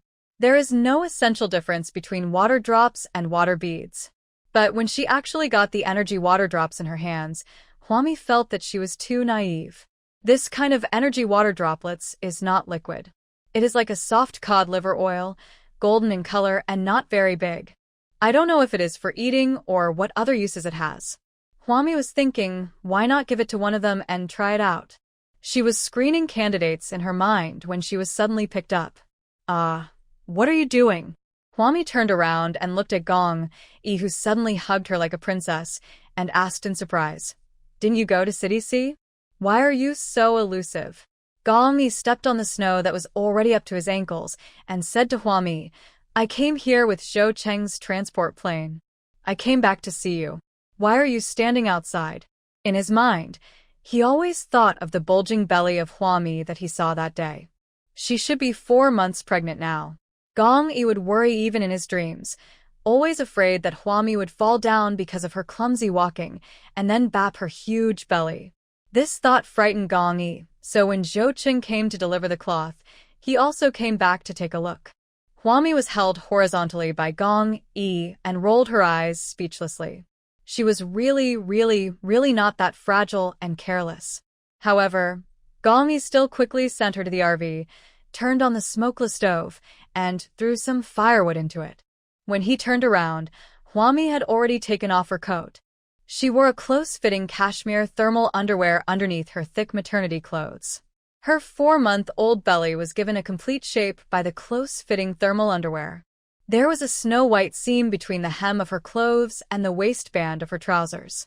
Because her belly was big, the thermal underwear was accidentally rolled up. Gong Yi stared blankly at Huami as she stood up with her bulging belly and bent down to take the water glass from the other end of the table. I'll do it, don't move." He immediately stood up, got a cup of water for Huami, and looked at the half cup of cold water left in the cup. Gong Yi frowned and took the cup back. "Why are you drinking cold water? Aren't you afraid of catching a cold in this weather? Warm it up." He reached out again and pulled the hem of Huami's thermal underwear down a little bit, staring at her belly with worry. It's getting bigger and bigger. Gong Yi felt that he had to worry more. This belly was so big, even bigger than the one he saw in Xian Chiru's office last time. These 2 little girls, won't their bellies burst? Thinking about it, Gong Yi felt worried. Huami didn't understand Gong Yi's fear at all. She sat down with her belly sticking out and asked, "What's the situation in City C? Have you found Chinhu?" Gong Yi found an alcohol stove and a pile of solid alcohol in Huami's RV. He frowned and said, "Don't leave these solid alcohols lying around. What if you sleep in the car one day and the solid alcohols catch fire?" "You mean City C? There are quite a lot of survivors heading to City C, and there are more witches on the street, too. Zhou Cheng has captured quite a few of them." "Hey, your belly is so big. How come it suddenly got so big?" Gong Yi was like a chatterbox. Before Huami fell into a deep sleep, Gong Yi was still muttering this and that. When she got up, it was still snowing outside, and Gong Yi was lying beside her. He didn't dare to squeeze her. There was a 1.5-meter wide bed in the RV. Huami slept in the middle and Gong Yi lay on the edge of the bed. Most of his body was still hanging over the edge of the bed. Huami opened her eyes slightly, and in the dim light, she looked at Gong Yi, who was lying on his side beside her. He grabbed the corner of her quilt and covered her tightly from head to toe. At this time, Gong Yi also fell asleep. His sword-like brows were tightly furrowed, as if he was worrying about this and that in his dreams. She carefully recalled the long-lost memories. In her 2 lifetimes of memory, no man had ever been able to get so close to her. Of course, she must have had very intimate behavior with Gong Yi that night. Otherwise, where did the 2 children come from? However, she really couldn't remember any details about that night between her and Gong Yi. I think this fate is quite amazing. Who could have known that she, who had been alone all her life, would not only get pregnant but also have a husband? This husband is just like a father, he controls too much and is too nagging. Huami slightly turned her body, and Gong Yi beside her suddenly woke up. He stretched out his hand and naturally placed his long arm on Huami's waist, protecting her big belly, and asked in a hazy voice, "What's wrong? What do you want? Do you need to go to the bathroom?" No. Huami just wanted to move. In front of her nose was the clothes on Gong Yi's chest, and the smell of gunpowder was everywhere she breathed. At this time, Huami suddenly felt that the posture of the two was quite intimate. Gong Yi completely enclosed her and the pregnant belly in his territory, showing a protective posture. An indescribable feeling crept into Huami's heart, and she looked up at Gong Yi. Oops. Why do I suddenly feel that this man is a little bit good-looking? Gong Yi lowered his eyes to look into her eyes and put his face closer to her.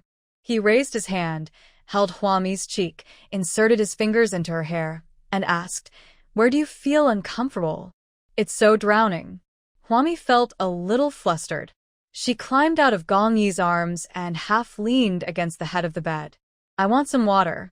He immediately let her go, got up and brought her a cup of warm water, turned on the small bedside lamp, and sat beside the bed to watch her drink water. Huami covered her cheeks with the cup, revealing a pair of fox-like ethereal eyes, and pondered Gong Yi. Gong Yi bent down slightly and put one hand on the other side of Huami's body, making it look like he was hugging her. He asked her, "Why are you looking at me like that?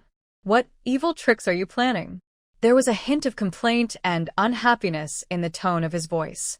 Huami doesn't have a very good reputation with him. She is such a scumbag. The bad girl Huami took out her energy water beads and said, "I'll give you something good." She put the cod liver oil-like energy water droplets into Gong Yi's hands. "I don't know the effect or how to use it, but it's definitely a good thing. Try to use it yourself and see if it can replenish the energy of your supernatural power." Gong Yi lowered his head and looked at the cod liver oil in his palm. He put it neatly into the pocket lining his chest and said to Huami, "Should I write you a review?" Everyone knows that Huami gave Lu Xingyuan a bottle of strange energy drink and asked him to write a review of its use. Huami nodded and said seriously, "Yes, that's the best. Remember to write in more detail." Gong Yi raised his hand and gently pushed Huami's forehead, feeling quite helpless. He looked at his watch and said, "I think Zhou Qing has already transported all the fabrics. You can rest for a while. Don't go outside if you have nothing to do. The road is too slippery. I will follow Zhou Cheng's transport plane back." After saying that, Gong Yi gently placed his hand on Huami's belly. Just as he was about to speak and give Huami a few more instructions, the belly under his palm suddenly moved. Huami and Gong Yi were both stunned, and they looked at each other. Huami explained, "Maybe I have a stomach cramp." Then, Gong Yi's palm was kicked again. Huami said "Aya" and gloated, "Your son kicked you." Perhaps the baby in her belly couldn't stand Gong Yi's nagging and came out to protest. Gong Yi similet. He gently stroked the big belly under his palm, as if he was afraid that if he used a little force, he would hurt the baby. "You are really strong. You will definitely be stronger than Lu Xingyuan in the future." Even this tickling-like force was already quite impressive in Gong Yi's eyes. He was as happy as a child, with anticipation and pride in his eyes and eyebrows. Huami couldn't help but laugh. She didn't expect that just a fetal movement could make Gong Yi so happy. He will be a good father in the future. Huami thinks so. Although she did not have a deep impression of her parents, from her vague memories, she felt that her father should be a very good and warm person. Maybe he's like Gong Yi, maybe not. But Gong Yi interprets the role of father very well. For the first time, Huami felt that this marriage was the right one. At this time, Zhou Cheng was shouting at Gong Yi outside the RV, urging him to leave. Gong Yi withdrew his hand from Huami's belly and raised his hand to touch Huami's head. Just when Huami thought Gong Yi was about to leave, he suddenly leaned over and kissed her forehead. Huami. What does that mean? Why did it happen without any warning? Gong Yi didn't explain. He looked at her deeply, got up and walked out. Outside, Zhou Qing stood in the heavy snow, complaining, "You're so annoying." I told you not to come back with my transport plane, but you insisted on making such a trip and making me wait for so long. Men who have wives tend to be clumsy and indecisive in doing things. See how long he's been waiting. Gong Yi ignored him, walked past Zhou Cheng with his tall and straight body, and walked forward. Behind me in the snow is a trail of footprints. Zhou Cheng immediately followed and punched Gong Yi with his hand. Hey, why don't you say anything? Gong Yi's hard features were covered with a smile as he squinted at Zhou Cheng beside him. You won't understand even if I tell you. You've never kissed a woman. What? Zhou Cheng stared at Gong Yi, who looked very amorous. Gong Yi is not a human being. How can he be so angry with singles? In Zhou Cheng's envious and jealous eyes, Gong Yi walked a few steps with satisfaction and couldn't help showing off, saying to Zhou Cheng, my daughter's fetus moved just now. TSK, you don't know this feeling. Oh, it's so cute. My little princess's mother is also cute. Huami had only been recuperating in the RV for a few days when Yi Rong found her. She reported the shipment status of the past few days to Huami and then said, Ami, the 300,000 semi-finished pickled fish you just wholesaled have been bought up by the survivors at once. Huami was surprised for a moment and quickly thought of Qingjin. The only one who could be so generous as to buy 300,000 servings of pickled fish at one time was Qingjin. But Yi Rong shook her head and said to Huami, it's not Qingjin.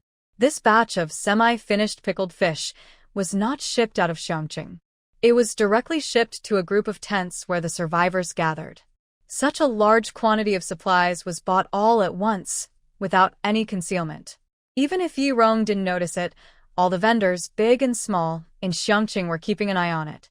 If it is to be shipped out of Xiangqing, it will definitely attract a lot of people's attention. Besides, the transport planes of City C are all parked at the wood chipping mill near the RV supermarket. There is a large open space there, which is temporarily used to park the transport planes of City C. After hearing what Yi Rong said, Huami leaned back in her chair, thinking, who is so stupid? Buying 300,000 portions of semi-finished pickled fish at one time and not purchasing from an entire city is just a stupid act for a simple survivor. Because this is equivalent to telling everyone, look, I have a lot of money, I have a lot of supplies, I don't have garrison protection, I still live in Xiangqing, the supplies are in Xiangqing, come and get me. As she was speaking, Yi Rong's cell phone rang. It was Dafu calling. After Yi Rong answered the phone and said a few words, her face changed, and she said to Huami, they came again and said they wanted to buy 1,000 truckloads of supplies at once. Huami was excited when she heard it. Sell them 1,000 truckloads of oranges, grapefruits, and apples. These 3 fruit trees have now been stored by Huami in the level 24 number 2 warehouse. As they have grown into huge monsters, it is not appropriate to keep them outside to show off. The fruits produced by these 3 trees always fill up the level 24 no. 2 storage. No matter how many oranges, grapefruits, and apples Huami sends out every day, the level 24 warehouse number 2 is always on the verge of bursting. If there is such a good thing, why wouldn't she sell it and keep it? Yi Rong immediately called and asked Dafu to tell the other party that they had 1,000 truckloads of oranges, grapefruits, and apples. Would you like to buy them? If not, forget it. The news was passed back to the gathering place of survivors wherein Xiaoyu and Qin's mother were. There was a great deal of jubilation in the gathering place. Several women gathered around Ma Zhishuan, chirping like sparrows. This made Ma Zhishuan very happy. Because of Ma Zhishuan's generosity in buying 300,000 portions of semi-finished sauerkraut fish for their team of more than 1,000 people, Ma Zhishuan's status here has risen. Qin's mother came over with a pleasant look on her face, as if she hadn't noticed the women snuggling around Ma Zhishuan. She told Ma Zhishuan that the RV supermarket only sold 1,000 truckloads of oranges, grapefruits, and apples. Originally, Qin's mother thought Ma Zhishuan would refuse. After all, there were so many truckloads of oranges, grapefruits, and apples, and there were only more than 1,000 people, so they could not finish them all. It's okay now that the weather is cold. If the weather gets hot, these fruits will be wasted if they are not eaten. But Ma Zhishuan was rich, and it wasn't his own money he was using, so he didn't feel bad at all. He waved his hand and said, buy. We have supplies. When the time comes, many survivors will come to us, and we will move out of Xiangqing. What is a team of more than 1,000 people? Ma Zhishuan thought it was too small. As long as he had supplies, his team could expand rapidly. By then, the entire Xiangqing will not be able to accommodate the people in his team. Hearing him say this, Qin's mother smiled happily. It was she who brought Ma Zhishuan to Xiuyu's team. Because of Ma Zhishuan's generosity, Qin's mother's status in the team also rose. Moreover, she had a sudden thought that Huami's supplies were found by her son, so she wanted these supplies to belong to her. Anyway, the money that Ma Zhishuan used to buy supplies was not paid by Qin's mother. As long as Huami had the supplies, no matter what they were, and moved them all in front of her, she wouldn't care so much. Oranges, grapefruits, and apples are also supplies, and were also found by Qin's iron. So now they can just keep buying as much as they want. Qin's mother completely disregards the consequences and just encourages and supports Ma Zhishuan to buy things. At this time, Xiuyu led a large group of people and came over in the heavy snow. He waved happily to Qin's mother and Ma Zhishuan. This team said they want to join us. Come on, our team is getting bigger again. Because of the abundance of supplies, their team expanded rapidly in just a few days, and hundreds of people came to join them. The large group of newly arrived survivors, each with eager eyes, stared at the pile of neatly stacked semi-finished pickled fish on the open space. Someone said to Xiuyu, "What? Your team didn't prepare any firewood? The weather is so cold now. Of course we need to prepare enough firewood. Without firewood for heating, you won't be able to develop much, and we don't want to stay here anymore." "That's right. You said you were recruiting members from outside, and now we are here. Why are you treating us like this?" And Xiuyu was at a loss and looked at Qin's mother. Indeed, the weather was too cold. How could we survive without firewood? Mother Qin had never experienced such a big battle. She looked at Ma Zhishuan and advised, "If we want to go long-term, we still need to listen more to the opinions of our team members and be a wise leader who listens to both sides." Ma Zhishuan thought for a moment and walked out from the crowd of women. "I have an idea about this matter. We will move out of Xiangqing in a few days. After all, we will still be under the control of the garrison in Xiangqing. You can go pick up firewood from the wild by yourselves. The firewood in Huami is 5 yuan per pound, which is too expensive." Before he finished speaking, someone made a move to walk back. "What? It's so cold, and we have to go out in the wild to collect firewood by ourselves? Then why should I join your team?" Someone immediately agreed. "That's right. I'm so tired. I thought we could live a good life after joining your team. You have so many supplies, and you're so generous. You don't seem to be short of money. Why don't you buy some firewood as a reserve?"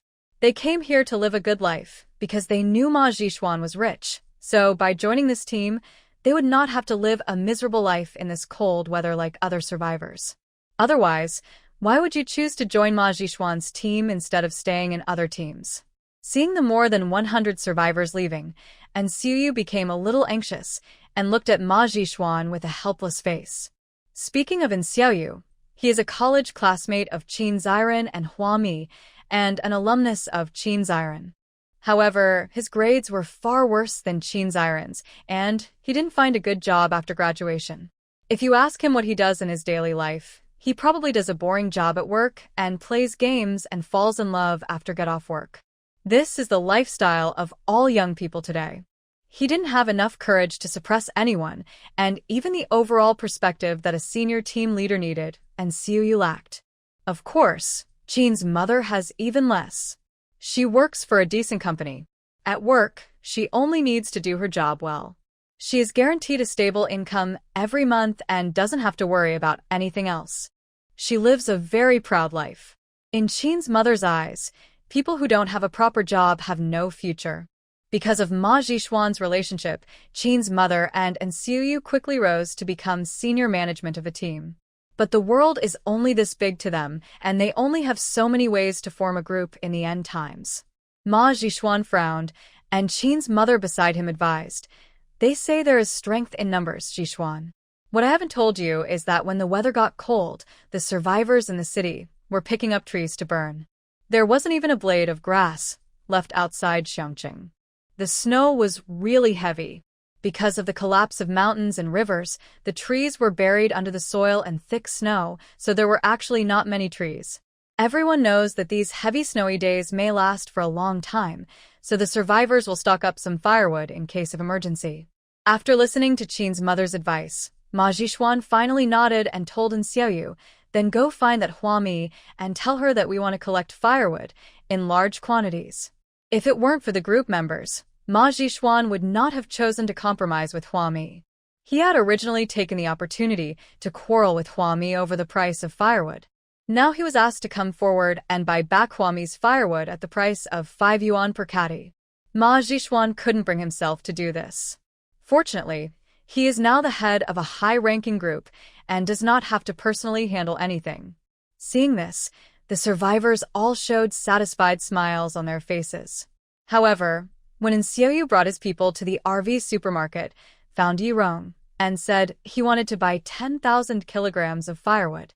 Yirong glanced at schoolmate N and said, "No, firewood is in short supply now, so we don't do group buying." And Xiaoyu was stunned, and immediately said anxiously, "Why? We have money. Isn't it enough to have money? Money won't help. Money can't solve all problems in this world. You have money, but we don't have firewood. What can we do? Please make way for us." Yirong was very busy and had no time to discuss this matter with Xiaoyu. Other supplies could still be sold in large quantities, but there was really no firewood. Huami planted so many trees, but could only deliver tens of thousands of kilograms of trees to the RV supermarket every day. The wood chipping mill also has to chip wood, cutting trees into uniform specifications for sale. Tens of thousands of pounds of wood were cut, and from the garrison alone, tens of thousands of pounds of wood were sent out every day. After all, in addition to meeting the heating needs of the garrisons in Xiangqing, City A, and City B, we also have to take care of Zhoucheng's garrison in City C. The remaining wood was used to supply the police force led by Yang Honglin, provide heating for the straw weaving factory and the cotton padded jacket factory, and was also sold retail to survivors in several cities. It's simply not enough. Even the RV supermarket, Ikegawa's speculative gang, Eighth Uncle's tow removal team, and the contractor's construction team all use shaved wood scraps for heating. How could Huami arrange 10,000 jin of wood for Xiaoyu? After Xiaoyu left in disgrace, Huami came out from the side, stepping on the snow, and said to Yirong, "There is a problem with this person's funds. Send someone to follow him to check." She knew Xiaoyu. Where did Xiaoyu get so much money to buy so many supplies? He must be hooking up with someone. After checking, Ma Jishuan was immediately found. The investigation process was really too simple because Ma Jishuan had nothing to cover up. In Xiangqing, he was using a large amount of money to stockpile supplies and frantically recruiting survivors. He had been targeted by countless people, both openly and covertly. He had no sense of danger. Yirong handed Huami a stack of photos with an exaggerated expression. They were all photos of Ma Jishuan taken by spies she paid to hire. In the photo, Ma Jishuan is surrounded by beauties on both sides, and the table in front of him is piled with mineral water, oranges, grapefruits, apples, and pickled fish, which looks particularly luxurious. What should we do now? And Xiaoyu is backed by Ma Jishuan. Where did Ma Jishuan get so much money? His people just wanted to buy firewood, but after we refused, they came to us to buy 1,000 truckloads of supplies. Yirong frowned. The last time, the 1,000 truckloads of supplies had already been delivered to Ma Jishuan, and this time Ma Jishuan wanted to buy more. And judging from the momentum, there is no sign of stopping the buying yet. Huami took the stack of photos, looked at them one by one, and said indifferently, "Did he say this time that he wanted to buy 1,000 truckloads of supplies?" The RV supermarket supply trucks, unless the types of supplies are specified, will be loaded by the garrison. Whether it is a truckload of fruit or a truckload of mineral water, it is all loaded randomly by the garrison. Of course, there will also be the phenomenon of packing some water, some food, and some firewood. When small vendors want to do group buying, they usually send someone to get on the truck first to see what is on the truck before deciding whether to do a group buy of the entire truck. Yirong shook her head. Ma Jishuan was too arrogant. He only sent in Xiaoyu to say that he wanted to buy 1,000 truckloads of supplies, but he didn't specify what kind of supplies he wanted.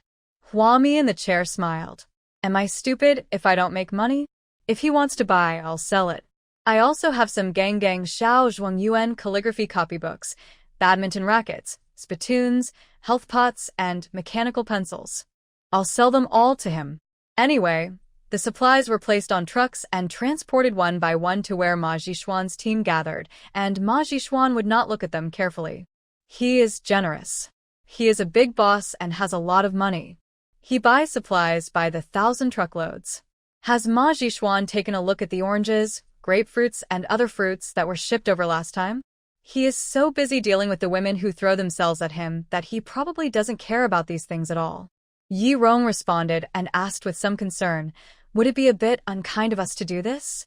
She also didn't know where these Gang Xiao Zhuang Yuan calligraphy copybooks, badminton rackets, spittoons, health pots, and mechanical pencils that Huami mentioned came from. But no one wanted these supplies in the RV supermarket. It has been on the shelf for a long time but cannot be sold. Ma Jishuan's money must have come from City C. If he is cheated like this, Qin Zhen and Ma Yongchun will have objections when they find out about it. Don't be afraid. Huami raised an eyebrow. Qin Zhen has tolerated her uncle for a long time. Although Huami had cheated Ma Jishuan, she had no psychological burden, but she still decided to go see Qin Zhen. So he got out of his RV, walked on the cleared snow, and went to Qin Zhen's RV. Outside the RV where Qin Zhen was recuperating after her confinement, Huami saw Ma Yongchun without surprise. Ma Yongchun was calling the management of City C. When he saw Huami coming, he quickly hung up the phone, walked over, and said in distress, Mrs. Gong, I haven't been able to find Jishuan these days. He wanted Ma Jishuan to come out and apologize to Qin Zhen and Huami. But Ma Jishuan was determined to evade punishment and even refused to answer Ma Yongchun's calls in the past few days. Ma Yongchun was so anxious that he ran back and forth between Xiangqing and City C. He was so tired that he lost a lot of weight. Huami looked at Ma Yongchun with a half-smile. You can't find your brother. Why are you telling me? I'm a pregnant woman with a big belly. How can I help you find your brother? After saying that, Huami continued walking towards Qin Zhen's RV. Ma Yongchun followed behind and explained, I know what Jishuan did this time was wrong, but the survivors in City C are really freezing. The temperature dropped too quickly. In just a few days, the snow on the ground had piled up to the knees, and all the firewood that could be picked up near City C was swept away. This is not an exaggeration. Due to the lack of effective management, City C does not even have a smokeless wood stove. The smokeless firewood stoves popular in Xiangqing were not available in C City. Some of these stoves were purchased by Qi Chuan from the friends of his friends, and some were purchased from the survivors and resold. There is also a part of them that are actually survivors who spotted business opportunities, found materials themselves, made them themselves, and sold them to the market themselves. Because Xiangqing has sufficient supplies and the street stall market is saturated, all kinds of craftsmen have become popular. Anyway, if they can't sell the things they make, they can sell them to Qi Chuan. Behind Qi Chuan stands the wealthy Huami, who will take everything. Over time, Huami collected a lot of miscellaneous supplies and also supported a lot of craftsmen. Among them are people who are skillful and good at making smokeless firewood stoves. This smokeless firewood stove can save heat energy, and a few pieces of firewood can burn for several hours. In City C, which does not have such smokeless firewood stoves, people pick up firewood and start a fire. When the fire is done, they go to pick up firewood in the wild again. Not to mention the huge waste of energy. The key point is that there is not even a branch left near City C. A large number of survivors had to trek long distances in knee-thick snow every day to carry back a bundle of firewood. The living environment has deteriorated dramatically. If firewood and smokeless wood stoves could no longer be purchased from Xiangqing, Ma Yongchun's management estimated that many survivors in City C might freeze to death. At this time, everyone could realize how destructive the butterfly effect brought about by Ma Jishuan's failed firewood business was. What Ma Yongchun meant was that Ma Jishuan must apologize to Huami. Maybe Huami felt relieved, and she could continue to provide unlimited supply of wood to the survivors in City C. Let's get along and get through this difficult time. Huami was walking in front, and she couldn't help laughing when she heard Ma Yongchuan's difficult explanation. So, Huami stopped and said to Ma Yongchun, "Commander Ma, it's not that I don't want to help. I agreed to your wife's business before because I didn't think about the seriousness of the problem. That's why I was so ignorant and said that I could provide Sea City with unlimited wood. But I really, sincerely, don't have enough wood to provide heating for all the survivors in City C." She was wrong. She had previously thought that 27 square meters of black soil could grow an unlimited number of trees. As a result, the trees on the 27 square meters of black soil did grow very fast, but the daily yield was at most tens of thousands of kilograms. After a pause, Huami continued, "My college classmate came to me yesterday and asked me to buy 10,000 kilograms of wood. I haven't sold any yet. There is really no supply. There is nothing I can do." Ma Yongchun opened his mouth and said, "No, you have tens of thousands of kilograms of wood every day, so I think your inventory is not low." Huami ignored him and continued walking forward. She had no wood in stock. The stock level was 0. But she didn't say it. Before Ma Yongchun could say anything else, a secretary came running over and said, "Commander, we found the second son. He is in a team at the Xiangqing Rescue Center. This team just bought 300,000 portions of semi-finished pickled fish and 2,000 truckloads of supplies. This is not a secret, but has become known to everyone in Xiangqing. Many wealthy people in City C are asking this question. They donated a lot of money to City C with the aim of helping the survivors in City C live a better life. As a result, Ma Zhishuan suddenly set up such a team, and the wealthy people went to the management of City C to ask what was going on." What? Ma Yongchun suddenly shouted, "Ma Zixuan?" Where did he get so much money? The secretary had an unpleasant look on his face, and he said nothing. Although Ma Zhishuan was generous, he had no shortage of money for food and drink in Xiangqing and could easily spend tens of thousands of yuan.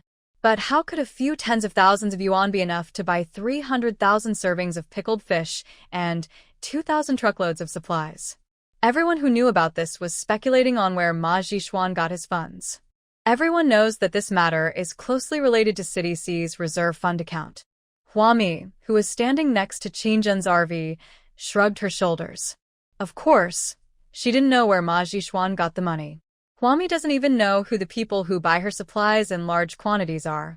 She is just a businessman, and she doesn't care about other people's private affairs. After getting on the RV, Ma Yongchun did not follow. He continued to look for Ma Zhishuan. Qingjun was sitting in the car with a turban on his head, and a large stack of documents was placed on the table. Seeing Huami coming in, Qingjun pinched his brows. What is Ma Zhishuan doing now? She was in the car and heard what Huami and Ma Yongchun said. Huami shrugged and handed Qingjun a stack of photos. "I treat you as a friend, so I told you this. If your husband asked, I would definitely not tell him." Qingjun looked at the photo in her hand. The more she looked at it, the uglier her expression became. Finally, she silently put the photo in her hand down. Huami, who was sitting opposite Qingjun, was curious for a moment and asked, "Why don't you check it out? He has become very rich recently."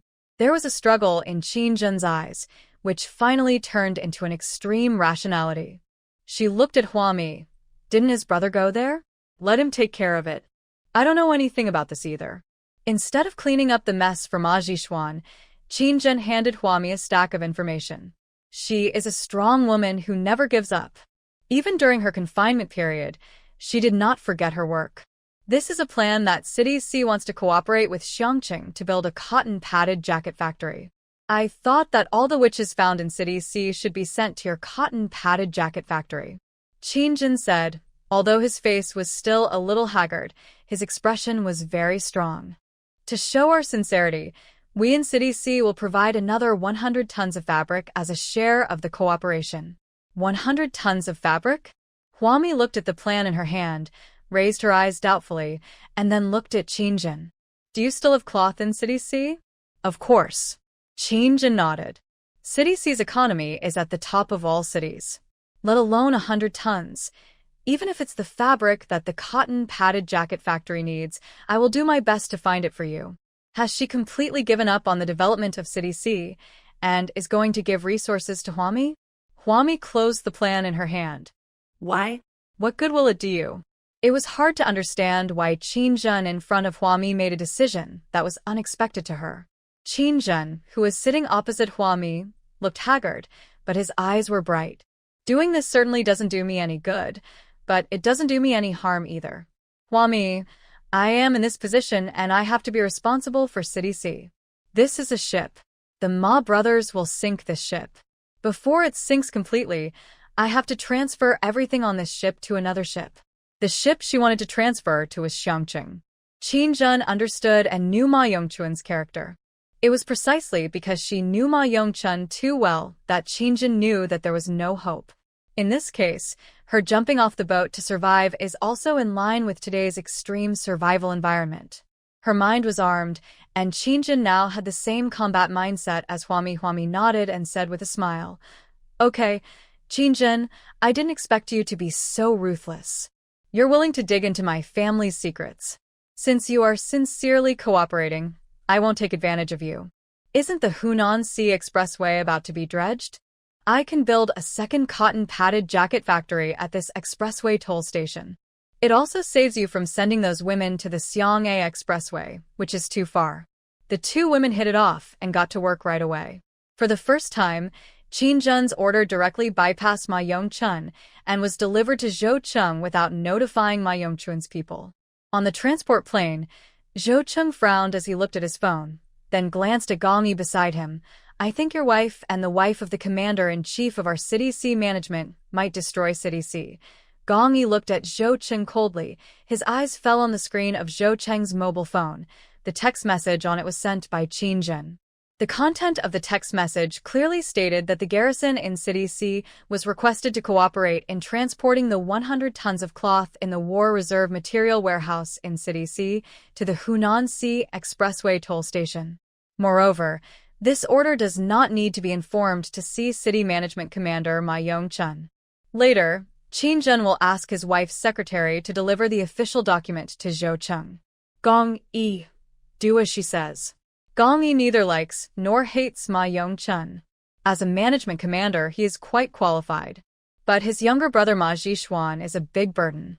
Gong Yi feels that as long as Ma Zhishuan exists, the problems in City C will be extremely serious. Huami is actually a smart person. Even though she acts like a smart person, she actually understands things better than anyone else. What Gong Yi didn't expect was that his wife and a scheming woman like Qin Zhen could actually get along well with each other. Then Gong Yi has no reason not to support Qin Zhen. Once Gong Yi's attitude was clear, Zhou Cheng naturally followed Gong Yi. The emotions between the garrisons are all real and not false. So now, the garrison in City C is all on Qin Zhen's side. Ma Yongquan hasn't realized that he has been sidelined by his wife Qin Zhen. He withstands the pressure and finds Ma Zhishuan, who is living a life of debauchery. As they found the gathering place of the survivors in Xiangqing, Ma Yongquan's cell phone kept ringing, all with questions from the wealthy people in City C. Those wealthy people seriously suspected that the money they donated to City C was given to Ma Zhishuan by Ma Yongquan for nonsense. It was no joke. Looking at Ma Zhishuan, who was sleeping soundly, Ma Yongquan was so angry that he was shaking all over. He pointed at the mess in the tent and ordered the Sea City administrator, who was following behind him, "Pull him out for me, quickly, quickly." A group of Sea City administrators rushed into the tent, and there was a burst of ghost screaming inside.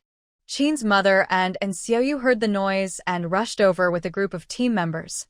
At first, no one knew who Ma Yongquan was, and they thought it was another team that came to cause trouble, so Qin's mother yelled, pointing at Ma Yongquan, "Who are you?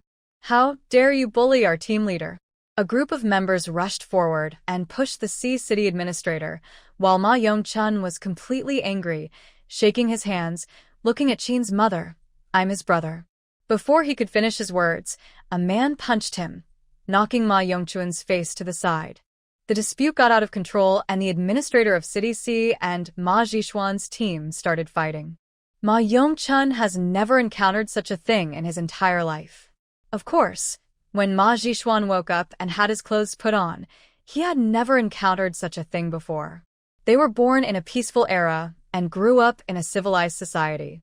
Even though they were two brothers, they depended on each other within the scope of order and rules. Now they are in the middle of a chaotic fight, and the scene is a mess. Ma Jishuan shouted loudly, "Stop hitting me! Stop hitting me! This is my brother, my brother!" However, he was originally a leader with no prestige. Perhaps in the minds of most members, Leader Ma Jishuan is just some big idiot who supports them. When chaos comes, naturally no one can listen to him. Ma Yongchun was also in Xiangqing, which was not his home turf. When a fight broke out, no one in Ma Jishuan's group would listen to him. On the contrary, it was the administrator of City C who, because he listened to Ma Yongchun's words, restrained his fists and was surrounded and beaten by the other party. When Chao Feng arrived, blood was already seen here. As a last resort, Chao Feng dispatched 500 troops to garrison, but it was impossible to convince them by reasonable reasoning. So the garrison charged in, beating anyone they saw, and killing anyone who resisted or attacked the garrison. When the gunshots rang out, Qin's mother and Xiaoyu were stunned. Ma Jishuan held his head and shouted loudly, "Shooting, shooting, stop shooting, the garrisons are shooting in the heavy snow."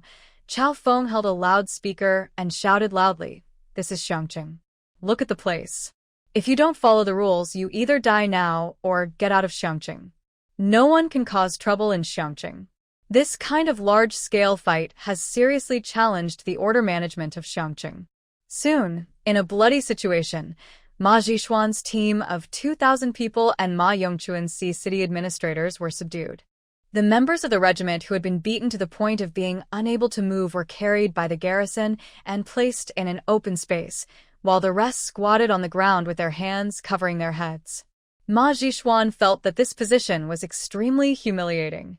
He stood up holding his head and shouted loudly, "You, the Xiangqing garrison, take human life lightly." Before he could finish his words, a garrison took the ace of an AK-47 and smashed it over, hitting Ma Jishuan in the face. He was knocked to the ground, with blood oozing from his nose and mouth. Jishuan. Ma Yongchun held his head, squatted on the ground, and shouted. He felt distressed, worried, and panicked. He said to the Xiangqing garrison who came over, "I am the chief of management of City C. I." Similarly, before he could finish his words, the garrison hit him with the ace of a rifle, hitting Ma Yongchun's face with blood. At times like this, the rules of garrison are ironclad. Hold your head when you are told to, hold your head. Squat when you are told to, squat. Be quiet when you are told to, be quiet. There is no other excuse. Then they started to clean up the scene. Chao Feng asked the women to take their children away first, and all the men who had fought had their ID cards registered. From today on, they were not allowed to enter Xiangqing again. The processing is rough and simple. The survivors who originally joined Ma Jishuan did so just for Ma Jishuan's supplies. What kind of centripetal force could they have? Who can Ma Jishuan, a person like him, inspire? He was a leader who didn't even have the ability to control the situation, so this team of 2,000 people scattered like birds and beasts after being hit lightly by the garrison. She sounded both aggrieved and distressed. Ma Jishuan looked up and saw that, sure enough, some female members of the group, holding their children or carrying their children on their backs, were frantically stuffing semi-finished pickled fish, oranges, grapefruits, and apples into their backpacks. There were also female members who took out mechanical pencils, badminton rackets, and Gang Xiao Zhuang Yuan, synchronized calligraphy copybooks, from huge packages and threw them away directly after taking them out. Finally, at the urging of the garrison, they left the open space with their heavy bags and went on to live their own lives. Ma Jishuan was not convinced, but he didn't dare to say anything. He could only cover his bleeding nose and eyes and keep glancing at Ma Yongchun. At this time, as an older brother, he should have thought of a solution. After all, his team members were disbanded, and there were still 2,000 truckloads of supplies and 300,000 portions of semi-finished sauerkraut fish left on the vacant land. We can't let those female members who were dismissed take advantage of the situation and take a little each, and then divide it all up. Ma Yongchun glared at him at 6-1. At this moment, he didn't want to care about his younger brother. It would be best to let Ma Jixuan suffer a little. But the administrator, who was squatting beside him with his head in his hands, reminded Ma Yongchun in a low voice, "Commander, we are now being seriously questioned by the wealthy people in City C about our motives for calling for donations. If we can transport the supplies purchased by the second young master back to City C, at least the voices questioning us will be less." People in City C ran to Xiangqing as soon as possible. After all, the two cities were neighbors, so the things that happened in Xiangqing could not be hidden from the wealthy people in City C. Ma Yongchun thought about it for a moment and nodded slightly. There was still a chance to make amends. Then, it was the garrison's turn to register his ID card. Ma Yongchun stood up hurriedly, wiped the blood off his face with a handkerchief, and explained awkwardly, "I am the C City Management Commander. My name is Ma Yongchun. This is a misunderstanding."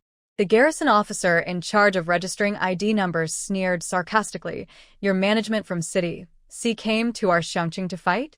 You say this is a misunderstanding? What? Are you planning to carry out terrorist activities in our Xiangqing? Or do you intend to disintegrate our Xiangqing from within and challenge the order and management capabilities of the Xiangqing garrison?" So this is not a question of misunderstanding or not. When it comes to a person of Ma Yongchun's level, this can be characterized as a serious diplomatic incident. How can a big group of 2,000 people make a small scene? There is no such a big group of 2,000 people in Xiangqing now. What is it planning to do? Building a city within a city? Ma Yongchun lowered his head and glared at Ma Jixuan again. Misunderstanding. It's really a misunderstanding. It's all because of my disappointing brother. He doesn't know anything and just makes a fuss here. My wife's name is Qinjun. She has a good relationship with your garrison commander's wife Huami. She is currently recuperating with Madame Gong. I want to talk to Madame Gong. The garrison on the opposite side stood in the heavy snow and looked at Ma Yongchun coldly. After thinking for a moment, he closed the certificate in his hand and turned to report to Chao Feng. Chao Feng reported the matter to Gong Yi again. Gong Yi cursed on the phone. "What the Hades is this C City Management Commander? He's causing trouble in my city, and I still allow him to negotiate terms? Get out of Xiangqing."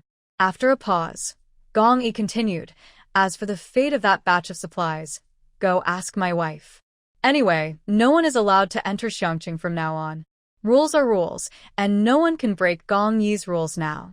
Chao Feng was frustrated and went to find Huami again. After hearing the reason, Huami smiled and said, "What did we do before? If there were any gangs that broke the rules in Xiangqing, they would be dragged out of Xiangqing and all their supplies would be confiscated. Previously, Chun Hu's men organized gambling in Xiangqing and the confiscated materials were not returned to them. Such large-scale gang fights should be handled in the same way now." Chao Feng's hand trembled. "Okay, that means that the batch of supplies sold by Sister Hua are back to normal. There was not much loss, and they were all bought back. It's Sister Hua after all." Ma Yongchun and Ma Jixuan were expelled from Xiangqing together, and they were not allowed to take any supplies with them. As soon as they left the city, Ma Yongchun raised his hand and started beating Ma Jixuan. He was furious. "Look at what you have done. How dare you do this? Do you know how much City C has lost this time?" This time Ma Yongchun was furious. He twisted Ma Jixuan's ear and yelled at him. "Hurry up and apologize to your sister-in-law and ask her to think of a way to get those supplies back or return them. There is no solution to this problem. With Ma Yongchun's reputation in Xiangqing, he cannot solve this problem. But Qinjun and Huami have a good relationship, so Qinjun can talk to Huami. The supplies can be recovered, and Qinjun can also ask Huami to return the mechanical pencils, badminton rackets, copybooks, etc." Qinjun answered Ma Jixuan's call, and he apologized tearfully on the phone. But Qinjun stood outside the incubator in the emergency area with an expressionless face, looking at his son lying alone in the small incubator. "I can't forgive you. Even if Qin Zhen could forgive Ma Jixuan, she would still feel remorseful when she saw her son, so young and helpless, still struggling on the line between life and death in such a world. Qin Zhen had no choice but to forgive Ma Jixuan on behalf of his son. Without saying a word, she hung up Ma Jixuan's phone call, and then with tears in her eyes, she asked Xi and Chiru beside her, "It's been more than 10 days. How is my son?" "It's growing little by little, don't worry too much." Xi and Chiru and Qin Zhen stood in front of the glass wall together. She opened her mouth, but there were some things that were not easy to say in front of Qin Zhen. It's actually cruel to say it out loud. But Qin Zhen might not be unaware that it was truly a miracle for a 6-month-old premature baby to survive for more than 10 days in such an environment. What else could you ask for? At this time, Qin Zhen would look at the child one more time, or one less time. Huami came over with her bulging belly. She was accompanying Qin Zhen to see the baby today, and by the way, she wanted to see if the energy light ball she gave to Qin Zhen's son last time had any effect. Qin Zhen did not mention to Huami the batch of supplies purchased by Ma Jixuan. Needless to say, Qin Zhen has now distanced herself from the Ma family, and she is only considering issues from the perspective of her own interests. Looks good, no complications? Huami stood beside Xi and Chiru, also looking at the lonely child inside. Compared to a dozen days ago, the baby seems to be a little whiter and no longer red all over like a skinned rabbit. Xi and Chiru shook her head. This is the most fortunate thing. If you don't pay attention to such a young child, complications will occur, but he didn't. He has a strong vitality and survived several close calls without any danger. Because his heart and lung functions were not yet fully developed, the child's lungs became inflamed several times. This inflammation in adults is not enough to be used as evidence. Just take some medicine to relieve your cough for 2 days. But for such a small premature baby, it can be fatal. Xi and Chiru, Kuminghong, and some pediatricians talked for a long time. After discussing many options, they decided to use all medical resources to treat the child. It's not because the child's parents are the managing commander and his wife of City C, but because life is hard to come by. As doctors, they should do their best if the child's mother does not give up on him. Fortunately, this child had an inexplicably strong vitality. He survived the mild pneumonia and recovered in a few days. There are still so many difficulties to overcome in the future, and Xi and Chiru cannot guarantee anything to Qin Zhen. She couldn't make this promise. The only thing we can say is that children have strong vitality, and we should give them some confidence. Everyone should have faith in this child. Qin Zhen's face was in tears. He pressed his hands against the glass wall, crying silently. Huami nodded. It seemed that her energy light ball was still useful for such a young child. The effect is still very great. A small ball of golden energy passed through the glass wall and the transparent cover of the incubator and sank into the child's heaving heart. The tiny baby, only slightly bigger than a rabbit, raised his little hand with 4 needles inserted in it and kicked his tiny bare feet. He is so energetic. Qin Zhen couldn't help but burst into laughter. She whispered softly and gently, "What's wrong? Do you want your mother to hug you? Don't worry, can you wait a few more months?" On the way back in the car, Qin Zhen handed Huami a piece of paper. Huami, who was sitting in Qin Zhen's car, took it and looked at it. "What is this?" "Qin Xiaoqiang?" There were only 3 words on the paper, written elegantly by Qin Zhen. She said to Huami embarrassedly, "Old people say that a rough name can suppress the child's fate, although her child may not be able to leave that incubator, he still needs to be named. At first, I thought of calling him Qin Ergo, but that name is too crude." Qin Zhen had a big scarf wrapped around her neck, and she buried half of her face in it. So after thinking about it, I decided to call her Xiaoqiang, which means strong vitality. Huami looked at this lady from City C in astonishment. She was said to have graduated from a prestigious university and had strong methods. She planned to name her son Qin Ergu or Qin Xiaoqiang. Then you should just call him Qin Wanqiang or Qin Jinqiang. Xiaoqiang means Xiaoqiang. Cockroaches are called Xiaoqiang. Huami returned the paper in her hand to Qin Zhen. Originally, Huami was just joking. As for what Qin Zhen's son's name should be, It was natural for Qin to decide. Unexpectedly, Qin immediately took out a pen. Sure, then my son will be called Qin Jinqiang. In the future, if he can grow up well, I will let him recognize you as his godmother. I also want to tell him, stay strong, your name was given by your godmother. Huami blinked and looked at Qin. No, he will hate me. Ha ha ha, no, no. Seeing Huami's frightened look, Qin burst into laughter. This was the first time she had truly laughed heartily since she became an adult and became sensible. What was Qin like in the past? She was decent, had good interpersonal relationships, was dignified, generous, smart, and pretty. All the words of praise for a woman can be used to describe her. She couldn't even remember when she had laughed so happily.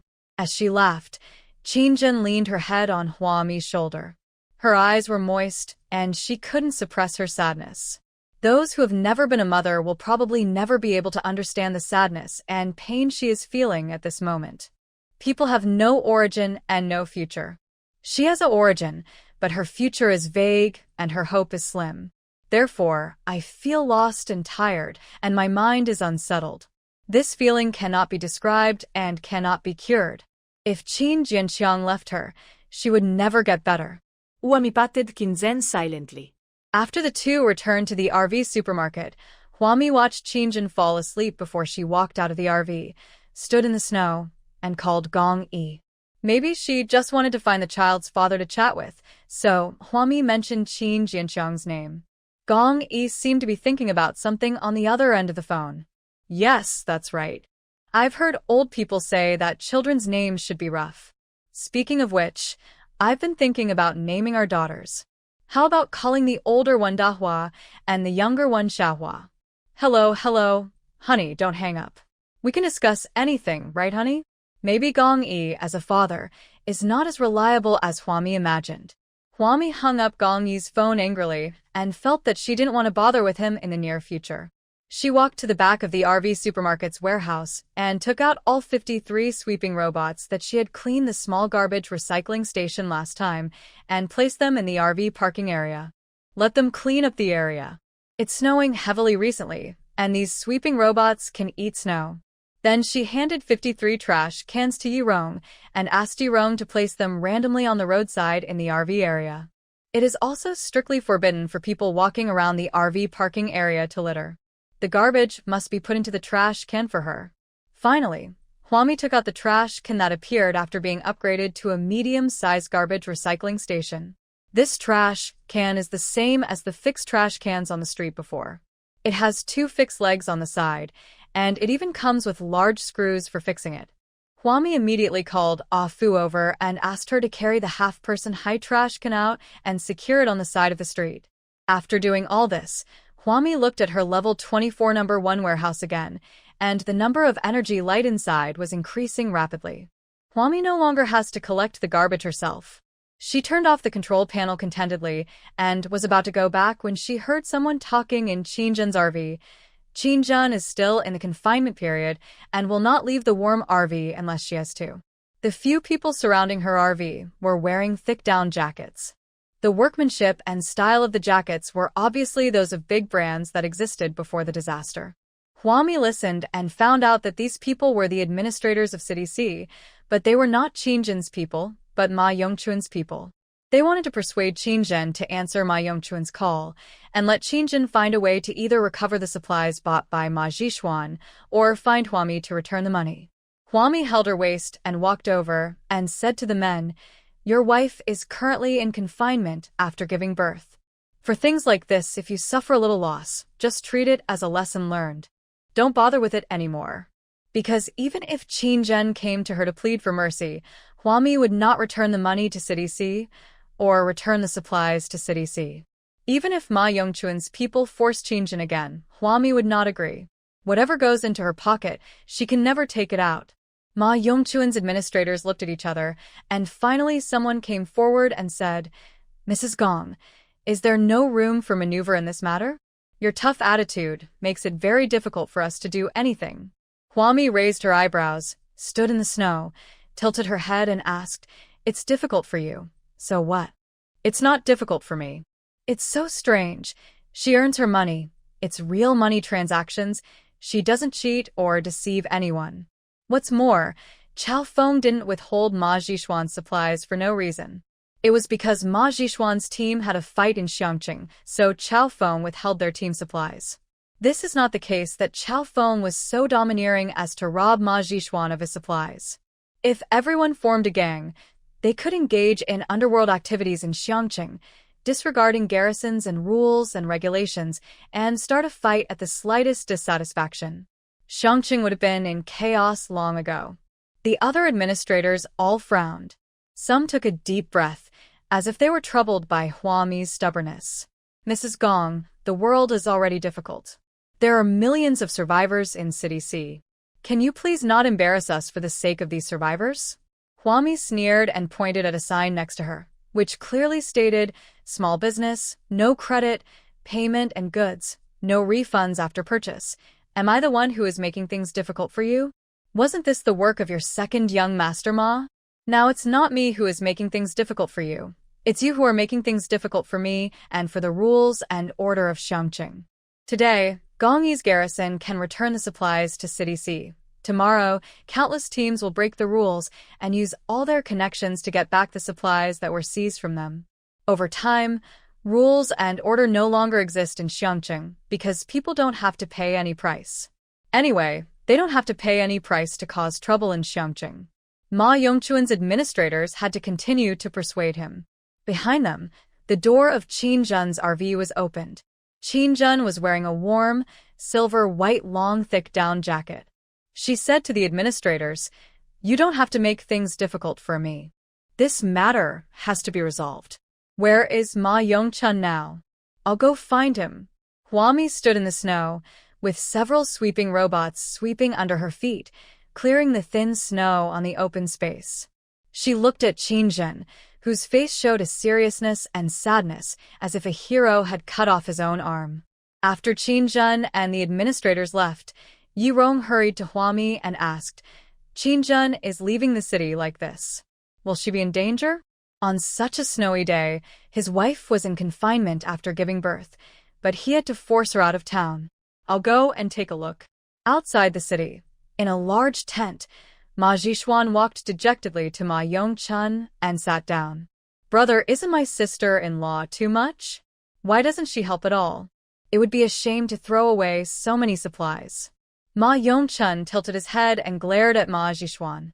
He also knew that this batch of supplies was a lot, not to mention those useless mechanical pencils and copybooks, just so many fruits and pickled fish. How much money would it cost City C? He took out his mobile phone and checked the time. "When your sister-in-law comes out, you should apologize to her and ask for forgiveness. We are all family, there is no need to make things like this. Alas, it's so cold, and her health is not good. If I could enter Xiangqing, I would never agree to let her leave the city." As he spoke, Qin Zhen's car had already left the city gate and arrived outside the tent. When Ma Yongquan stood up to greet them, he received a call, and then his face suddenly turned pale. Looking at Qin Zhen, who walked into the tent, he said awkwardly, "Ah Zhen, are we going to have to go through this? Are you going to feed the entire Sea City to Gong, Yi and Hua Mi?" He received a report from the administrator of City C that Qin Zhen had given all the 1 million tons of cloth in the War Reserve Material Warehouse of City C to Hua Mi and asked Zhou Qing to transport it to Xiangqing. This matter was not reported to Ma Yongquan. It was only after Zhou Cheng's material truck had pulled the fabric out of the Sea City material warehouse that Ma Yongquan's men reacted. Not only that, Qin Zhen also stopped purchasing the rest of the supplies from Hua Mi. Instead, the labor force in City C was dispatched to the Hunan Sea Expressway in the hope of clearing the highway as soon as possible. Qin Zhen's behavior was undoubtedly a betrayal of Ma Yongquan. Qin Zhen stood in front of Ma Yongquan. Inside his large tent, there was a smokeless firewood stove and a pile of firewood. These resources are available in almost every tent inside and outside Xiangqing. It was snowing heavily outside. Except for Xiangqing and City B, all the cities were buried, with the snow up to the waist. And the snow only lasted for a dozen days. Her face was as cold as ice, and she looked at Ma Yongchun with a sense of alienation and strangeness. City C can't survive this disaster. Now, while the roads can be cleared, we should clear the roads this morning and arrange for the survivors in City C to go to Xiangqing or City B. This is our only way out. As soon as he finished speaking, Ma Yongchun slapped Qingjin's face, twisting it to the side. He said angrily, I am the chief of management of City C. Qingjin, are you confused about your own identity and status? When you did these things, did you ever ask for my opinion? Facing the natural disaster, Ma Yongchun devoted all his energy to it. He did not treat the garrison like slaves, and he did not give up the lives of any survivors. He has been working hard to be a good management commander. But why? His dear brother, whom he loved to the core, dug into the reserve fund account of City C, and his wife secretly wanted to give the resources of City C to Gong Yi and Huami. What on earth did he do wrong? He wanted to be a good commander, a good brother, and a good husband. How did he let these people down? Half of Qingjin's face was swollen. Ma Zhishuan, who was standing behind Ma Yongchun, understood what was going on. He stepped forward and said, Sister-in-law, you've gone too far. Don't you know how hateful Huami is? How can you use the resources of C City to feed Xiang City? Qingjin turned around, ignoring Ma Yongchun's shocked and angry look, and looked at Ma Zhishuan with a dagger-like gaze. I would rather give all the resources to Huami than to you. You still say that? Ma Yongchun raised his hand again. Qingjin took a step forward and said, Hit me, Ma Yongchun. Go ahead and hit me. Hitting me won't change the fact. Zhou Chen won't listen to you anymore. He and Gong Yi are so close that they can wear the same pants. Do you think your brother will still listen to you after doing something like this? Besides, can't you see that City C has managed to survive until now, but it is already at the end of its rope? From now on, even if you have supernatural powers, you will not be able to withstand the endless accidents. Qingjin said, with a look of deep sarcasm in his eyes, looking at Ma Yongchun, What's more, you have such a troublesome brother. I can't see the future of C City. I have to be responsible for millions of survivors.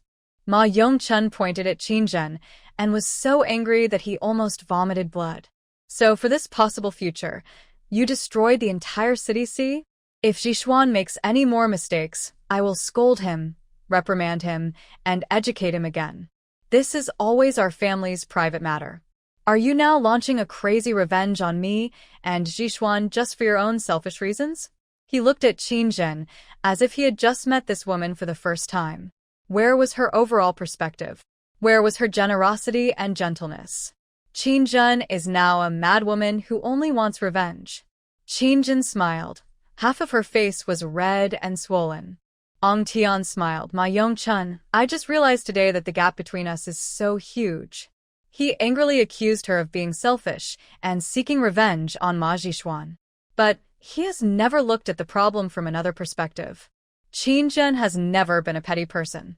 Faced with Qingjin's frank and bright look, Ma Yongchun took 2 steps back with a pale face. Behind him, Ma Zhishuan was still saying, Brother, my sister-in-law sold our City C this time. She made a bigger mistake than I did. Ma Yongchun turned around and gave Ma Zhishuan a fierce look, successfully making Ma Zhishuan lower his head. He still has the nerve to say that about Qingjin? This time, Ma Zhishuan is the culprit who forced Qingjin to defect.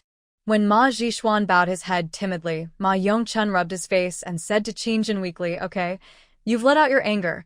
You don't have to help get that batch of supplies back, and you've also fed the fabric from City C to Huami, so tell me, can you stop? Indeed, Qingjin was right in saying that Ma Zhishuan had offended Zhou Cheng, and Zhou Cheng had a very close relationship with Gong Yi. Now that Ma Yongchun has lost the support of the armed forces in City C, if he wants to turn the tide, he must make Zhou Cheng listen to him. Qingjin ignored Ma Yongchun and just took out a divorce agreement and a statement. Xiangqing's marriage system is still there. We are getting divorced. This statement will be published online at the same time. Anyone who can still access the internet can see that we are no longer together. She gave the 2 documents to Ma Yongchun. But Ma Yongchun just had an expression of disbelief on his face and did not take Qingjin's documents.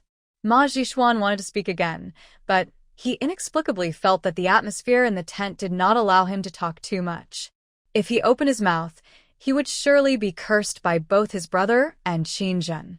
Qin Zhen placed the two documents on the table and said coldly, "My Yongchun, you have no choice. We are husband and wife, and you know my character." The extreme calmness and the persistence that could not be pulled back once one made up one's mind were the shining points that made Ma Yongchun fall in love with Qin Zhen. However, this bright spot has now become an irreversible disaster for their marriage. Ma Yongchun looked at Qin Zhen heartbrokenly. Snowflakes were falling outside the tent, and no matter how warm the tent was, it could not warm Ma Yongchun's cold hands and feet. Seeing Qin Zhen turning around and leaving, Ma Yongchun suddenly shouted, "You suddenly want to part ways with me. Have you ever thought about our children?" Oh, he can still remember the child. Qin Zhen turned around, with white air on his lips. "It's been more than half a month, and this is the first time you've asked about the child's condition, so do you know what he's been through?" "Ma Yongchun, you have never done justice to anyone in your life." After saying this, Qin Zhen left the tent. As soon as she left, she told the secretary who was waiting outside, "I posted a notice online that my relationship with Ma Yongchun has broken down and we are no longer one." The secretary outside paused and asked, "Ma'am, does it have to be like this?" Qin Zhen walked forward, his back almost bent by sadness, but he remained strong, stepping through the thick snow step by step. "If I don't do this, I won't be able to regain the trust of those rich people." Those wealthy people began to doubt Ma Yongchun's original intention.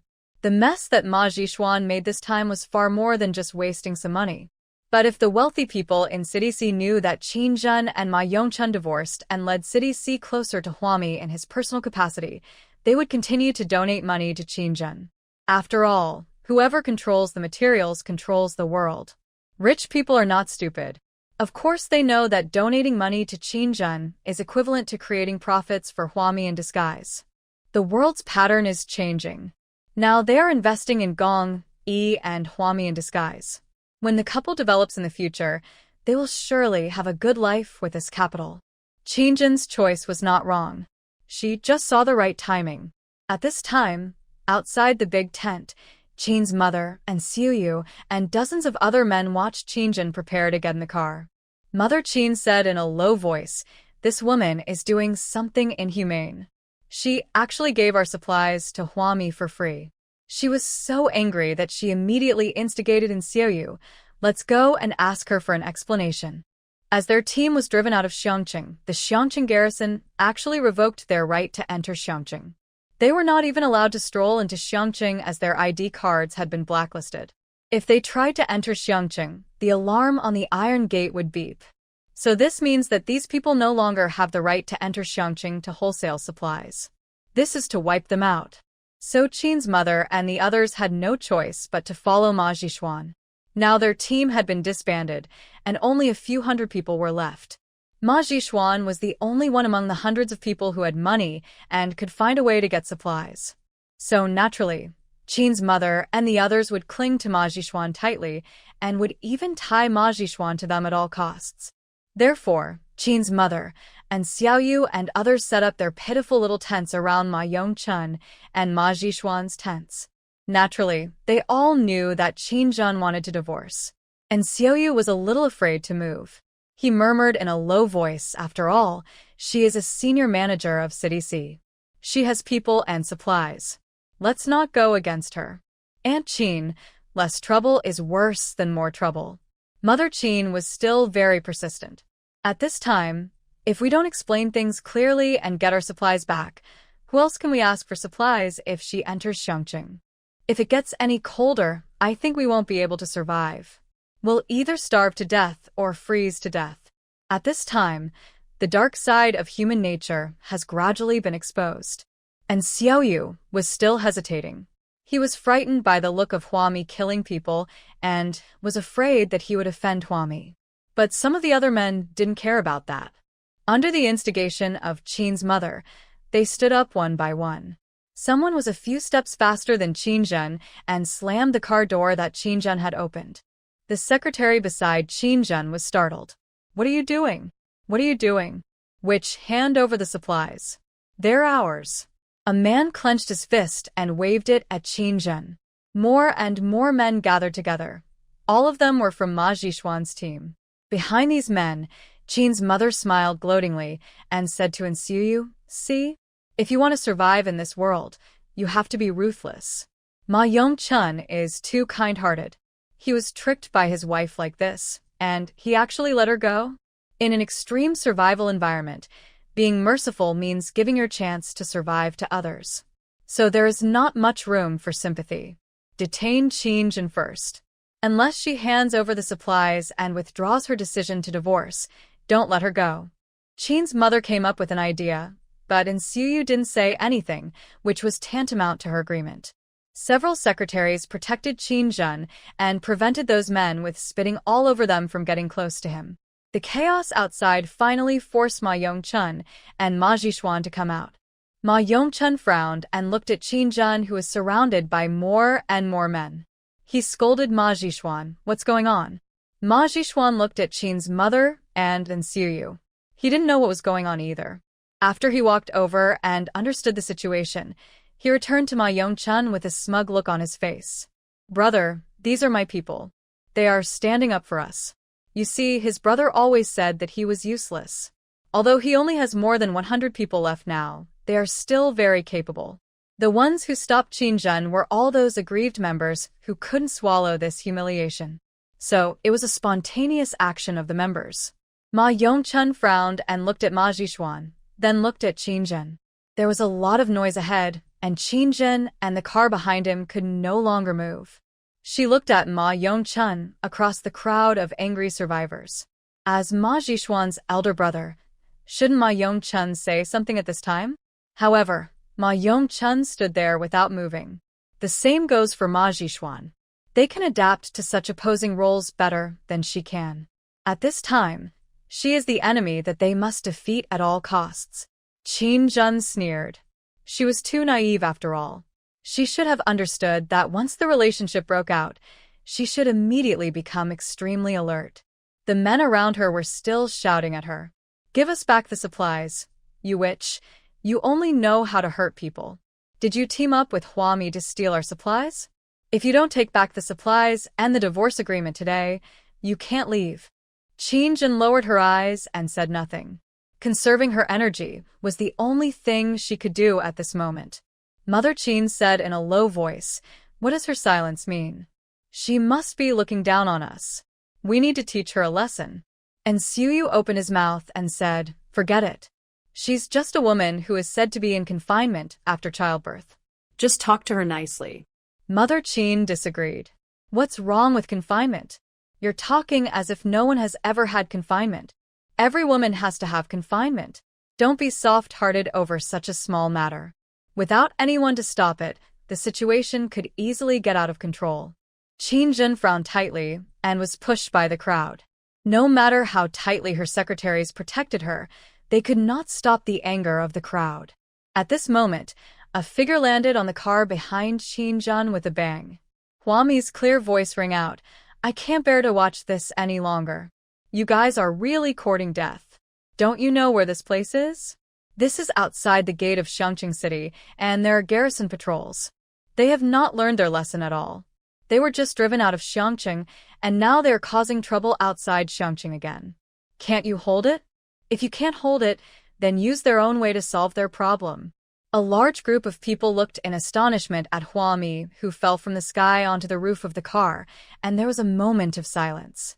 Even Qin Zhen looked at Huami in surprise. She suddenly appeared in the car behind her with her bulging belly. "You!" Qin Zhen shouted hurriedly. "What are you doing? It's dangerous here. Hurry up and leave." Huami looked at Qin Zhen and smiled softly. "I don't have many good points. I just like to do good deeds, Miss Qin. You don't have to be polite." Qin Zhen, who was protected by the secretaries, stamped his feet anxiously. "No. What are you doing? Who wants to be polite to you?" Mother Qin, who was hiding in the corner, saw Huami standing on the roof of the car with a big belly, and her eyes darkened. "It is true that after searching for a long time, I finally found it without any effort. I learned from Xiaoyu that the last time he saw Qin Ziren was with Huami. Qin's mother wanted to meet Huami very much. However, the gap between the two is as far as the mountains and seas, making it extremely difficult to meet Huami. She pointed at Huami and screamed, You finally showed up. Where is my son? Where did you take my son? Huami tilted her head, pulled out a large machete from her sleeve, and said coldly, Your son Qin Ziren has a bad heart. Who knows who might have chopped him up? As soon as he finished speaking, and Xiaoyu's whole body trembled, and he was struck by the fear dominated by memory. He kept retreating and retreating. Mother Qin was furious. She pointed at Huami on the roof of the car. After a long while, she didn't respond. Finally, she shouted, She is Huami. She has a lot of supplies. My son found them for her. If you catch her, I will make the decision. All the supplies will be distributed to you. She was furious. At this time, compared to dealing with Qin, Qin's mother wanted to tie up Huami more. Her son, her daughter, and those mountains and seas of supplies could all be dealt with by just tying up Huami. At this time, everyone realized that the pregnant woman on the roof of the car was actually the famous Huami. The crowd began to get excited. If Qin's mother hadn't shouted like that, everyone would have almost let the pregnant woman go. Although everyone heard the instigation of Qin's mother, they all looked at Huami with bright eyes, as if they saw something waving to them.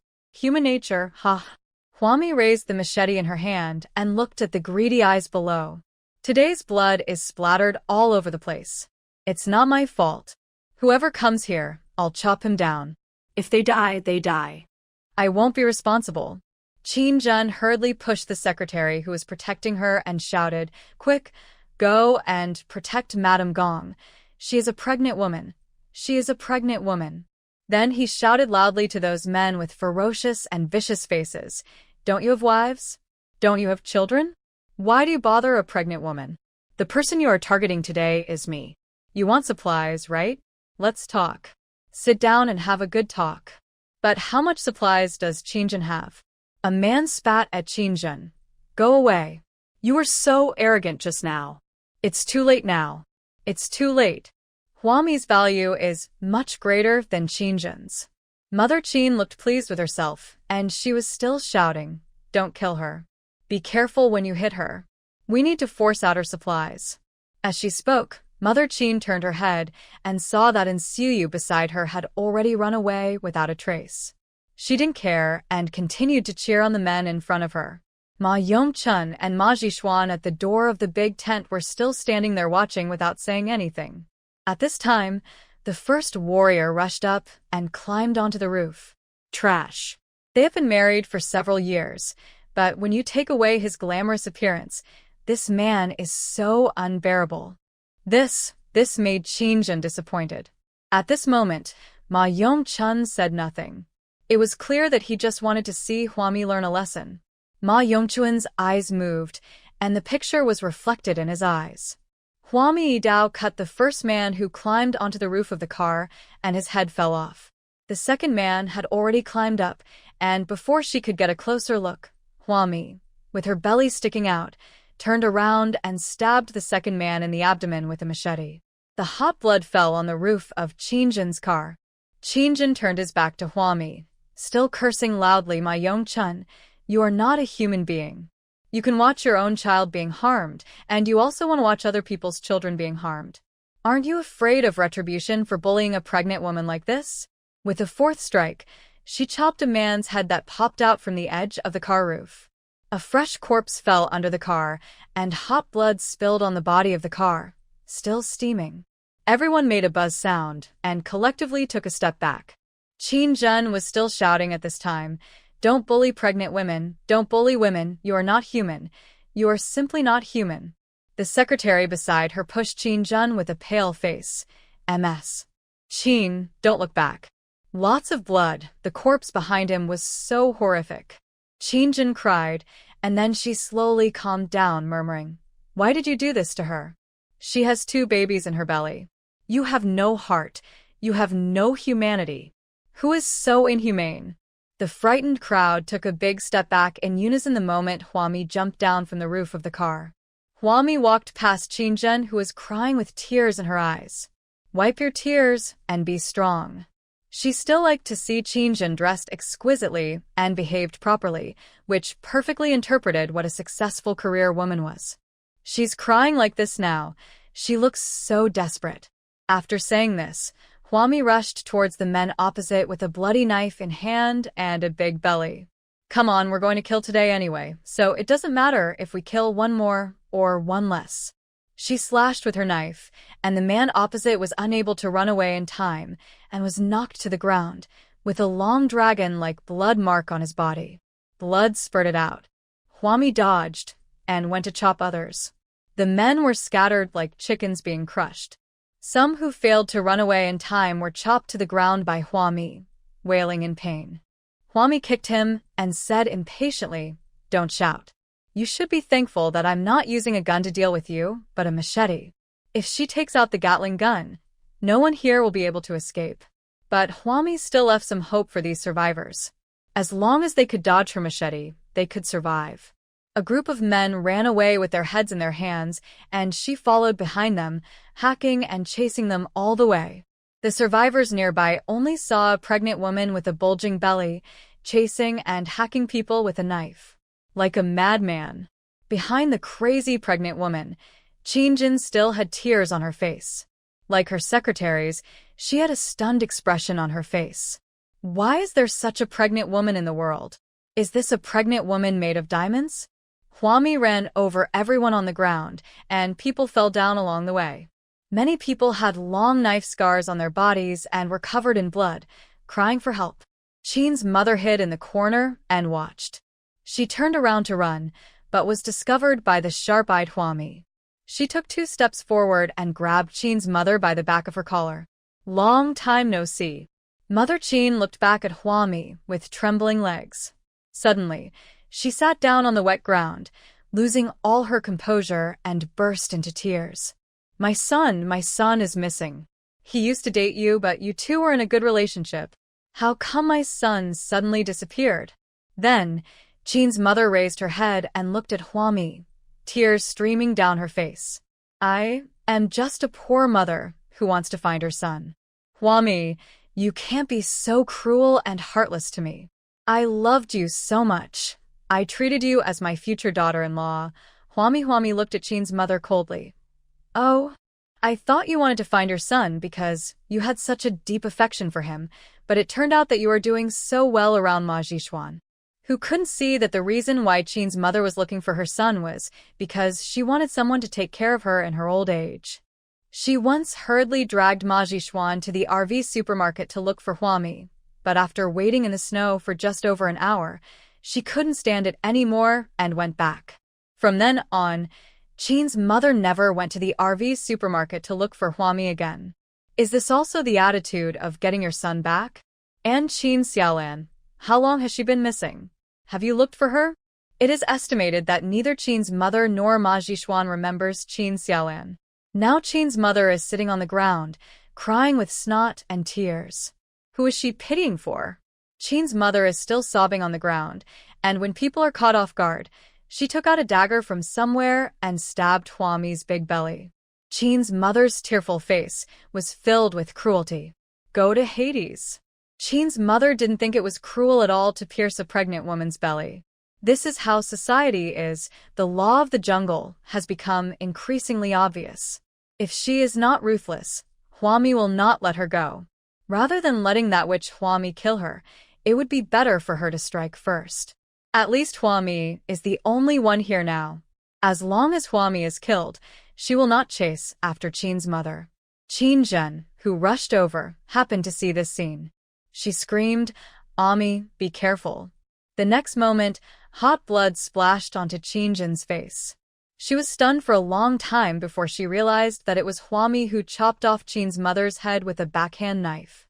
Huami turned around and looked at Qinzhen, who was standing blankly beside her with an apologetic look.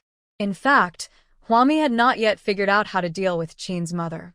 As a result, Qin's mother stabbed her in the stomach, but Huami's muscles reacted quickly, and she slashed back at Qin's mother. Then, Huami casually put away the knife and said to Qinzhen, Please have your people clean up all the bodies here and move them to the car. She had to hide in a deserted place and put the body in a medium-sized recycling station. Qin Jin nodded slowly, still not coming back to his senses. Huami chased forward with a knife, intending to look for Yu. All those who could run, ran fast. Huami walked around with a knife in hand, but not only did she not find Yu, but even the group of survivors had disappeared. She had no intention of hunting them down one by one, so she turned around and planned to cause trouble for the Ma brothers.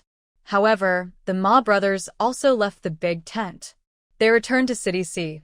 Huami kills people like this. It's so scary. It's better to run away first. By the time Huami walked to the car where the bodies were piled, swinging the knife, Qin Jin had already wiped the blood off his face. She hurriedly walked behind Huami and said, "Ami, Zhou Cheng's transport plane broke down, so the supplies can't be delivered. I don't know who destroyed the engines of all the transport planes in the middle of winter. All the transport planes in Zhou Cheng's hands are unusable." Huami was stunned and looked back at Qin Jin. Zhou Cheng's transport plane? Aren't those transport planes supposed to be parked in the garrison camp? Who has the guts to destroy all the engines? Qin Jin's face was very ugly. She didn't say anything because she and Huami both knew that who else could have this ability at this time except Ma Yongchun? Qin Jin wanted to use the 1 million tons of cloth in the Sea City material warehouse to feed Huami with resources.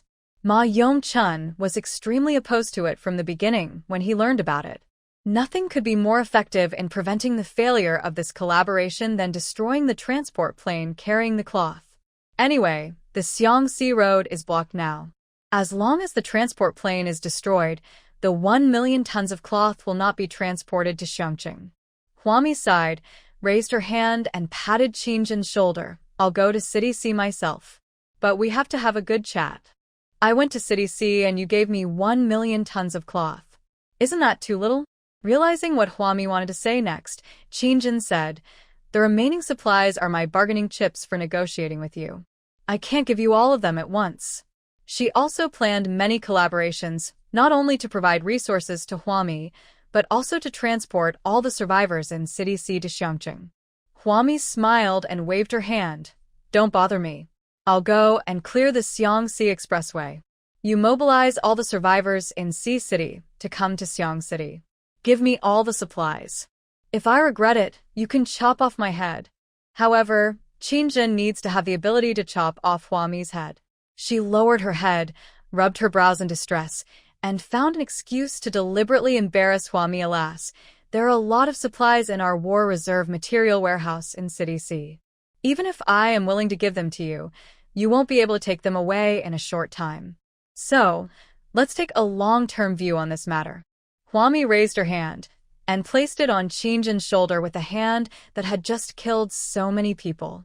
She rubbed the blood on her hand on Qin Jin's shoulder. "Miss Qin, don't worry about this. Just send someone to take me to your War Reserve material warehouse. Of course, to show my sincerity, I will first clear the Hunan Sea Expressway and allow your survivors to migrate freely. Then you can take me to the War Reserve material depot in City C." When Qin Jin heard this, he realized it was not something that needed to be done immediately. After all, clearing the Hunan Sea Expressway is also a troublesome and large project. The obstacles on the road are much more complicated than those on the Hunan A Expressway and the Hunan B Expressway. Let Huami clear the Hunan Sea Expressway, which can at least delay Huami for several months. Let's put it off until we reach a few more collaborations with Wamijuo. Mrs. Gong. On the car heading to Point 1 to clear the obstacle on Hunan Sea Expressway. A young woman wearing a long silver white down jacket and glasses thicker than the bottom of a beer bottle sat next to Huami. She introduced herself. "My name is Saixia, and I'm Miss Qin's secretary. I'll accompany you to City C to receive the 1 million tons of fabric." As he spoke, Saixia raised his glasses. "Regarding the rest of the supplies in the War Reserve warehouse, you can also contact me." She handed over a stack of documents, all of which had Qin Jin's signature and her personal seal. Because Qin Jin was still in confinement after giving birth, she was not comfortable leaving Huami to go to City C alone. So she assigned a secretary to Huami. Huami rubbed her brows and looked at Shirt Saixia, who was sitting next to her and was about to show her a document. It's fine if you guys have already seen it. Why are you showing it to me? You must read it. If you are prone to motion sickness, I will explain the contents of these documents to you one by one. Shirt Saixia started to explain in a serious manner, blah blah, seeming stubborn and rigid. Soon, Huami became bored of listening. Just at this time, start security scanning. Completion of Security and Defense Works Defense Project. Water plant construction completed rating. Primary protection project 15 square meters of black land are obtained. Please select a site for the black land. When a lucky draw X1 remaining draws X16, a row of subtitles flashed through her mind because she had nothing to do and didn't want to be idle. Huami opened the lottery interface and randomly drew a few prizes.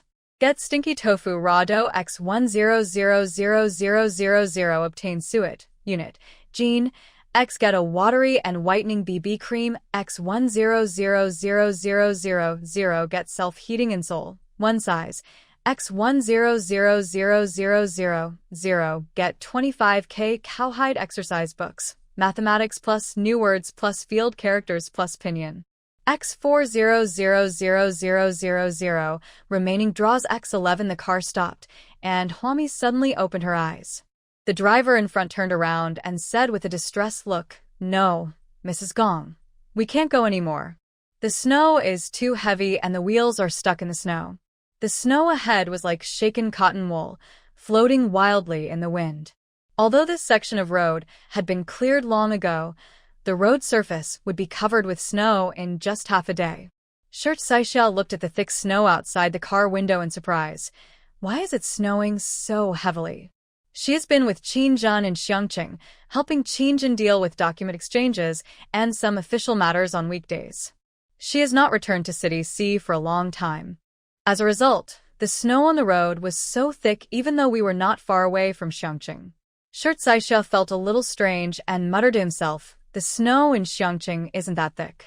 Huami, who was sitting next to her, explained because there are city clearance teams in and around Xiangqing who specialize in clearing snow. 8th Uncle's clearance team has already swallowed up Xiangqing's management clearance team.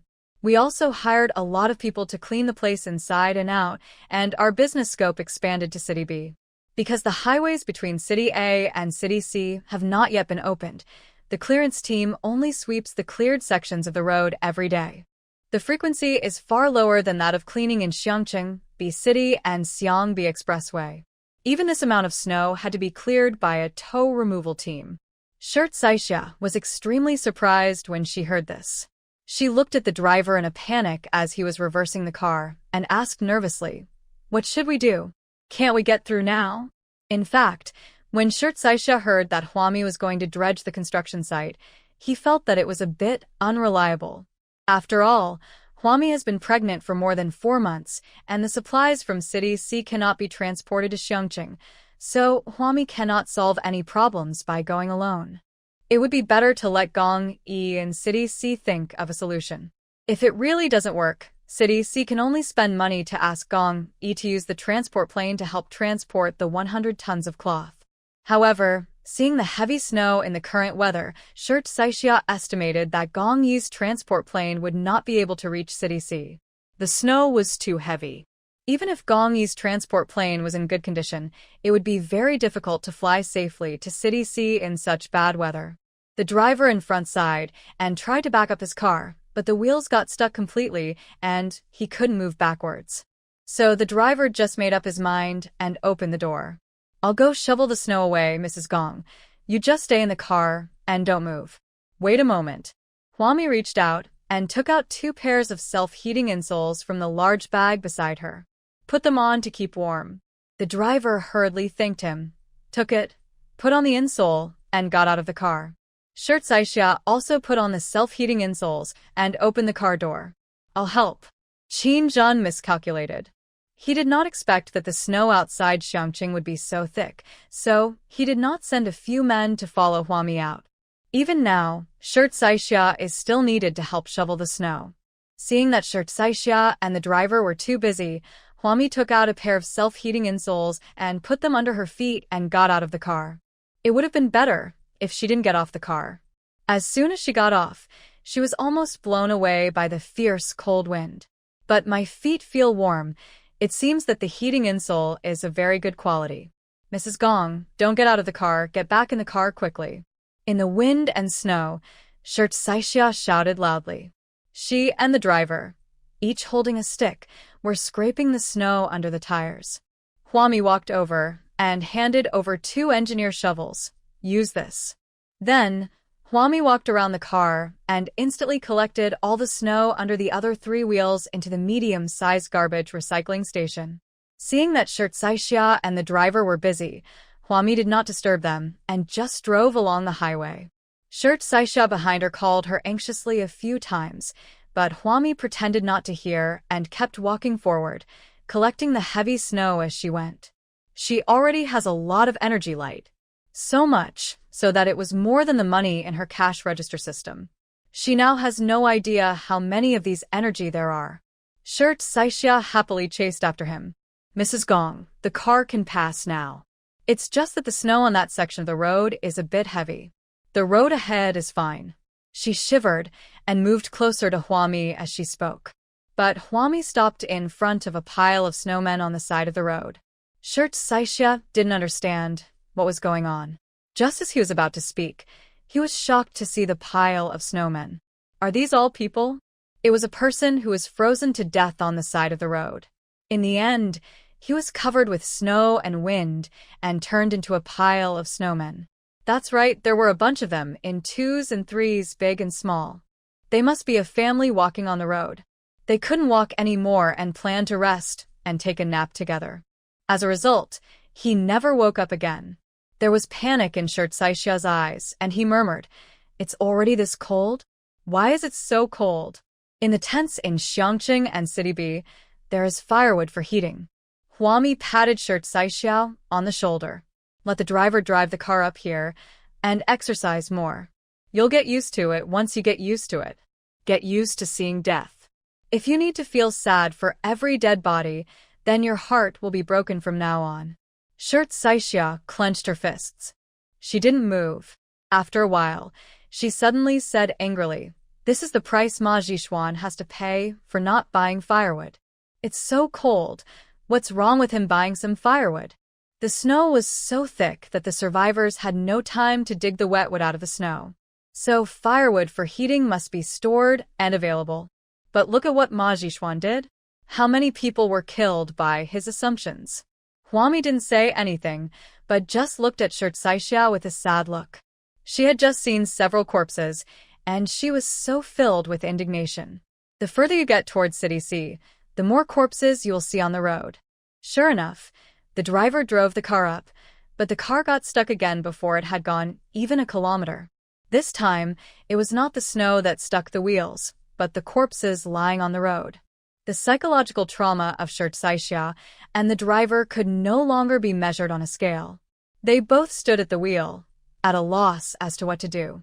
Huami, who was almost 5 months pregnant, got out of the car wrapped in a down jacket. Shirt Saixia said with a distressed look on his face, "How come another person froze to death?" She thought that the group of snowmen on the roadside were just an accident among accidents, but she didn't know that there were also frozen bodies on this road.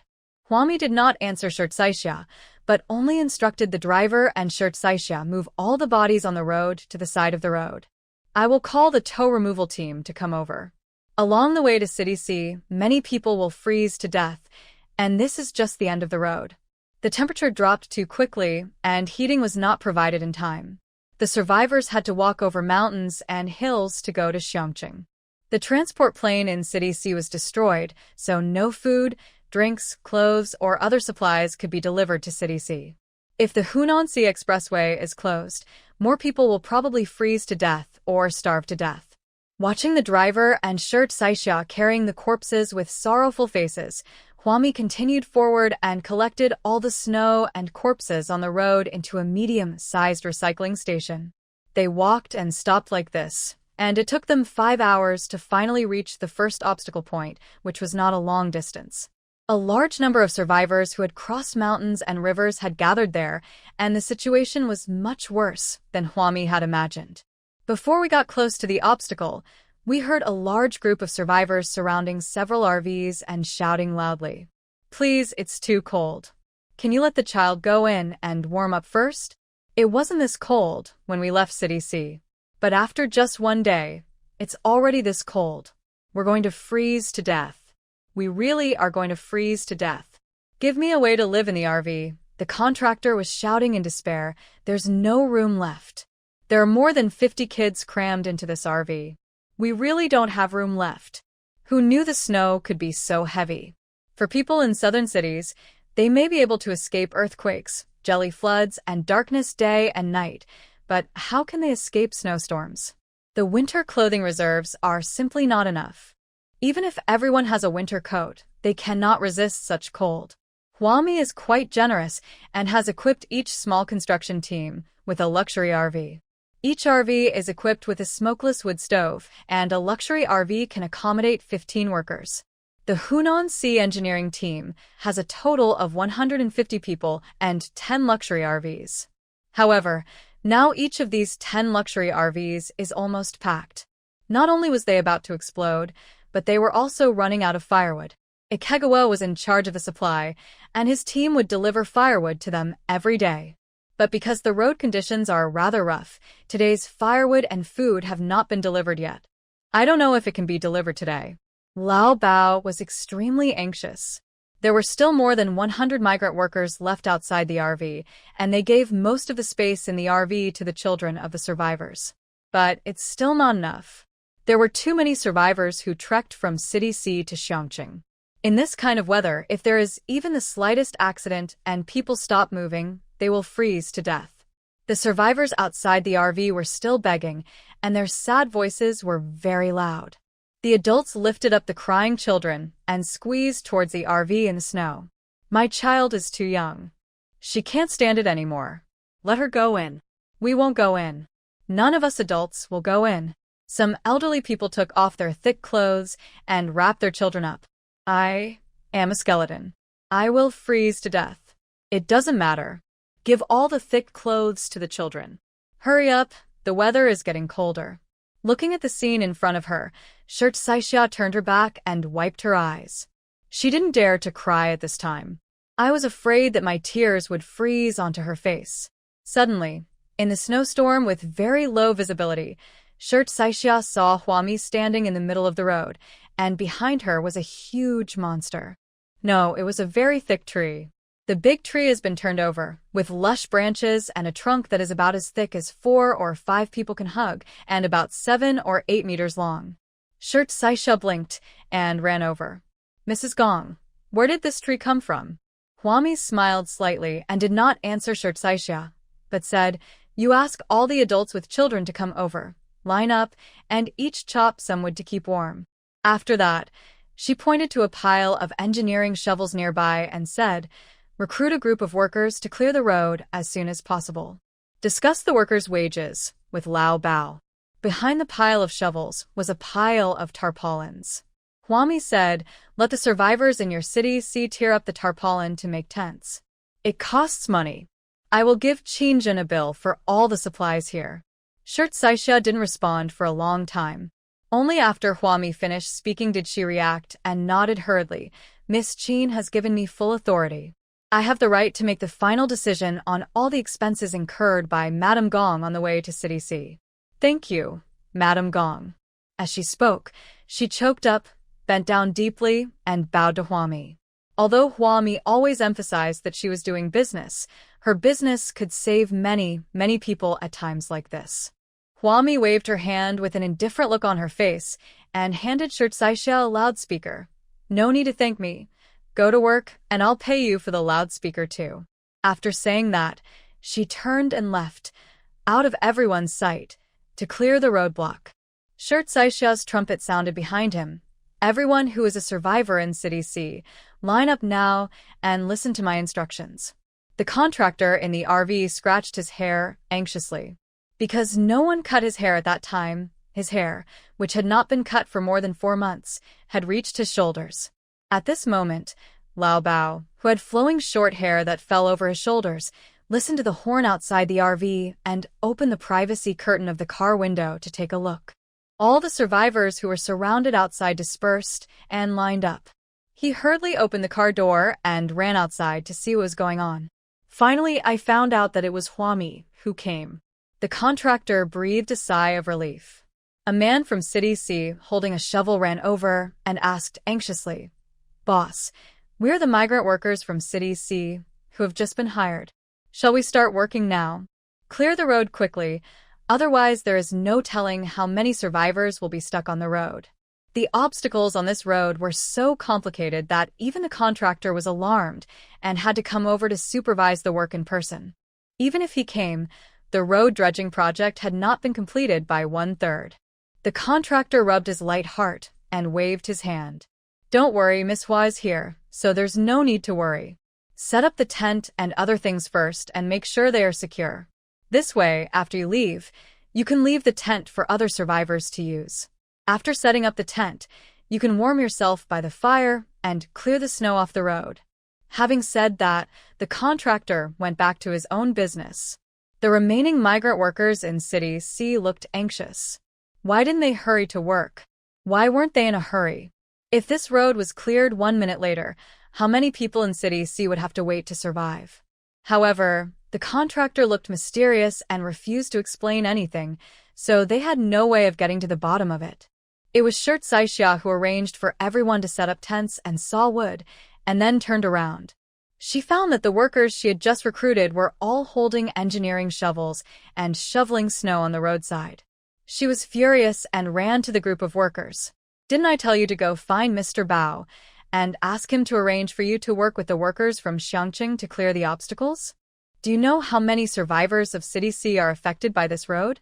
If it is not cleared soon, how many people will be stuck in City C and unable to get through? Why are you so disappointing?" She kept cursing, and then she started to cry. It was too hard, life was too difficult. Not only is there a natural disaster, but these survivors are also disobedient. She had already told them, the strong men, to go and take over the boss's business, but they were still shoveling snow here. If Huami knew that Shirt Saixia did not do what she asked her to do, she would be angry. If he gets angry, he will no longer provide supplies to City C. Shirt Saixia, wearing thick glasses like those at the bottom of a beer bottle, was tormented by this inexplicable anxiety. "I just hope that the survivors in City C can strive for excellence, and strive for more excellence. Others are helping us out of obligation. They are not from our C city and will not always be so nice to us. That's why we need to work harder and clear the obstacles as soon as possible. This is a matter of life and death for City C." Shirt Saixia shouted loudly and preached profound truths. The men in front of her hung their heads, feeling extremely aggrieved. The contractor came over and said to Shirt Saixia, "The road is open, so they just need to shovel the snow. Miss Hua just called and told me this, so why is Shirt Saixia so anxious?" Lao Bao now has experience. Whenever Sister Hua appears, there is no need to worry. He can just lie down and wait for the difficulties to be solved. Shirt Saixia opened her mouth wide. Several snowflakes drifted into her mouth, and she looked at the contractor exaggeratedly. "Is the road open? Isn't it said that the obstacles are very complicated? After so long, 1/3 of the road is still not cleared? Is the road cleared now?" The contractor showed off his golden teeth and nodded. "Of course, I'll do the job. Don't worry, just tell your people to shovel the snow and make sure it doesn't block the road again." He waved his hand and called on his workers to get on the RV and go to the front to shovel snow. Although the obstacle was cleared, the snow had to be shoveled continuously. Otherwise, the car would be stuck in the snow within a few hours. It becomes more difficult for people to pass through. Huami, who had already flown to City C, found a place to rest. God knows, she kept going to the medium-sized recycling station to recycle all kinds of garbage. She could obviously finish the whole route quickly and complete the workload quickly. It took me 2 or 3 hours to finish driving along Hunan Sea Highway. Because she was too heavy to run, she finally felt a little tired. Seeing that there was no one around, Huami released a nanny car from the #1 warehouse on level 24 and prepared to take a break. She won this nanny car in a lottery. It is brand new and has never been used. Therefore, the car was not modified with a smokeless firewood stove. Huami was a little annoyed. She should have gone to warehouse #1 on level 24 to collect a batch of smokeless firewood stoves. How can she keep warm at this time? She thought about it for a long time, but finally had no choice but to sit cross-legged in the cold nanny car and take out an energy light ball to play with.